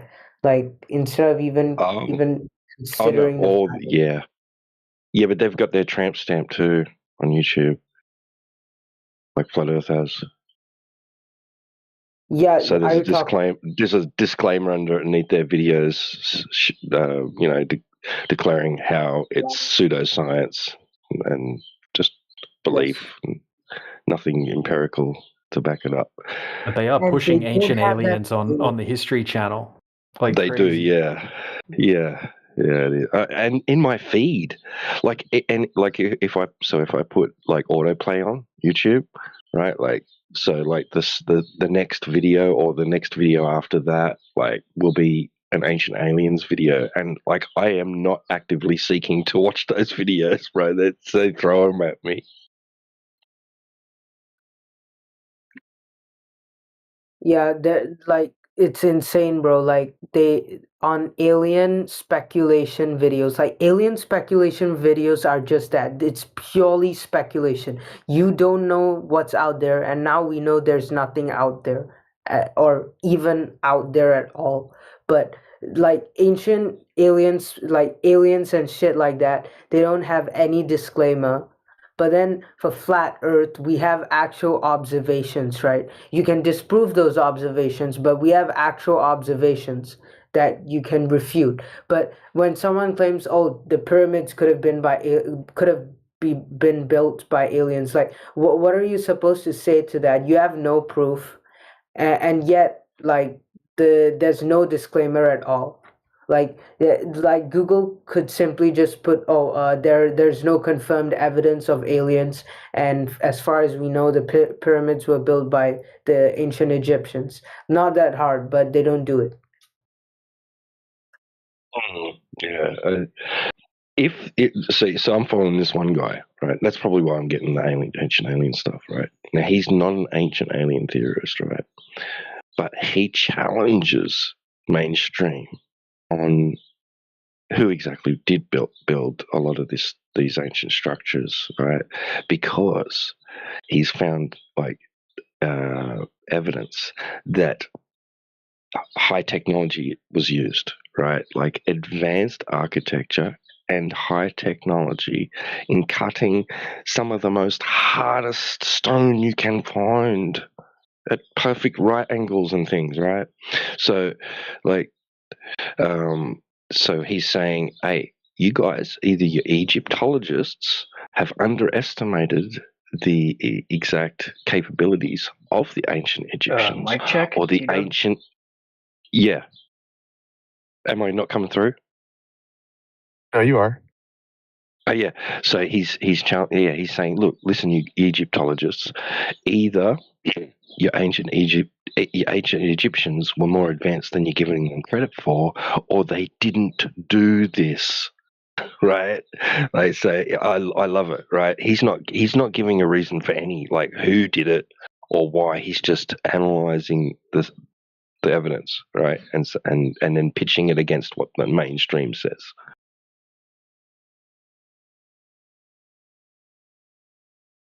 And for a lot, you know, for the most part, that's what we're doing too, right? With this, we're looking at the evidence and then pitching it against what mainstream's teaching us, and saying, hey, something doesn't add up here. Something's not jiving.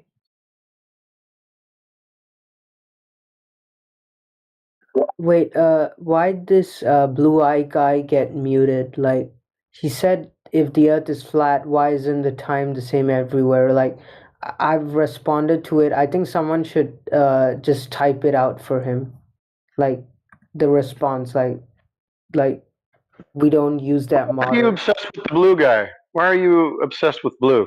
Don't worry about blue. He's muted. He can join the VC right now if he wants to. Don't worry about him. He Are you says he friends with him doesn't. or something?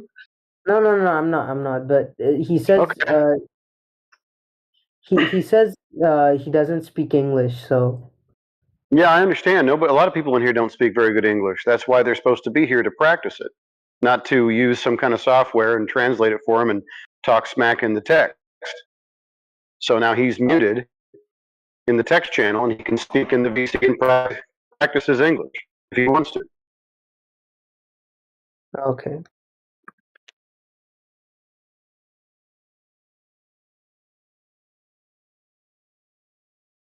He's on deafen now anyway, so I don't even know why he's bothering to hang around.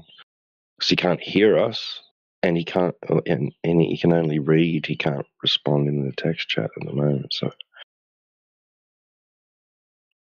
his hands are pretty tied up. I don't know.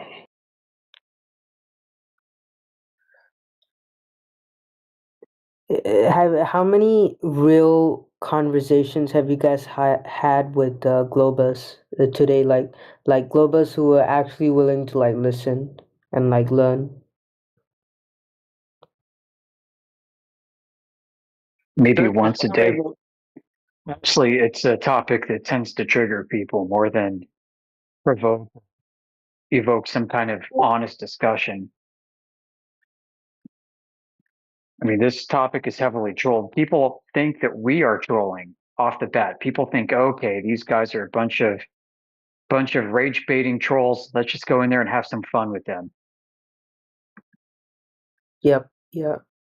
I can We deal with confirm that on that. a regular basis, dude. That's like 99% of the traffic that comes in. Before I knew anything about this topic, I used to think it was rage bait troll behavior. I didn't think this was real. I can confirm that when I first came in here, I wanted to troll you guys as well. Right. So it can be really hard to overcome that initial bias with people. And sometimes the more honest that we are, like we're trying to level with them and bring them down to earth and talk to us like human beings, the more it pisses them off. It's like, shit, how do we deal with this? So yeah, it's not easy. Because they have a lot of the media purports a lot of stereotypes against flat earthers. So they probably all think, oh, you guys are like retards working at McDonald's. You know, you have no life, and now you're questioning the shape of the earth or something like that. Yeah, absolutely correct. So yeah, if we're not trolls, then that is the other conclusion precisely. We must be the dumbest people on earth. So then some people who seem to have a heart and think that we're absolute retards, they'll try to educate us on the globe. They'll try to educate us on physics, chemistry, and other science related topics. And So I would, yeah. So I would assume the Josh guy who's a Glober, right? He's like that. I don't know. I mean, he's been around this topic for 4 years. And based on what I've heard him describe, he's been around other flat earth communities, other communities that are honest flat earthers, not here to troll, not rage baity, and not idiots. So what he's not used to is what 24/7 brings to the table. And that's a higher standard of academic rigor and intellectual honesty. Wait, he's been here for 4 years and he's still not convinced. Yeah, he's been around flat earth for 4 years. Yeah, he said. So he just doesn't want to study then? Well, some people I think have this psychological hang up. So they can't accept the reality of the situation. So they need to come in continuously to revalidate it. And they do that by playing devil's advocate. Yeah. If that makes sense. I know that was kind of a complex string of words, but I kind of get it. Yeah. right. So they're uncomfortable with the idea. They know it's unassailable, absolutely irrefutable, logically and empirically. But they just can't accept it due to societal pressure, job pressure, usually some emotional condition, not a rational state of mind. So they come in and they listen to us and they push back against us, and they just want to check to make sure that they're not crazy. Yeah, But like outwardly, they still accept a globe outwardly. yeah, like when I first came in here, like I came in here multiple times, but the first time I came in here to actually learn, and like I think DJ taught me, was when I was talking in like a bunch of other channels in this server. Like I think I talked in like veganism and like philosophy and all that. And when I shared with them my ideas and asked them to prove to me, why they think why they think their side is right, all of them, almost all of them, talked about belief and feelings and morals and all that. But when I come to you guys and I ask you to prove to me the flat earth, you gave me evidence and you gave me actual facts. The long distance observations are fact, right? You can't refute that. And the gas pressure argument is also a fact, right?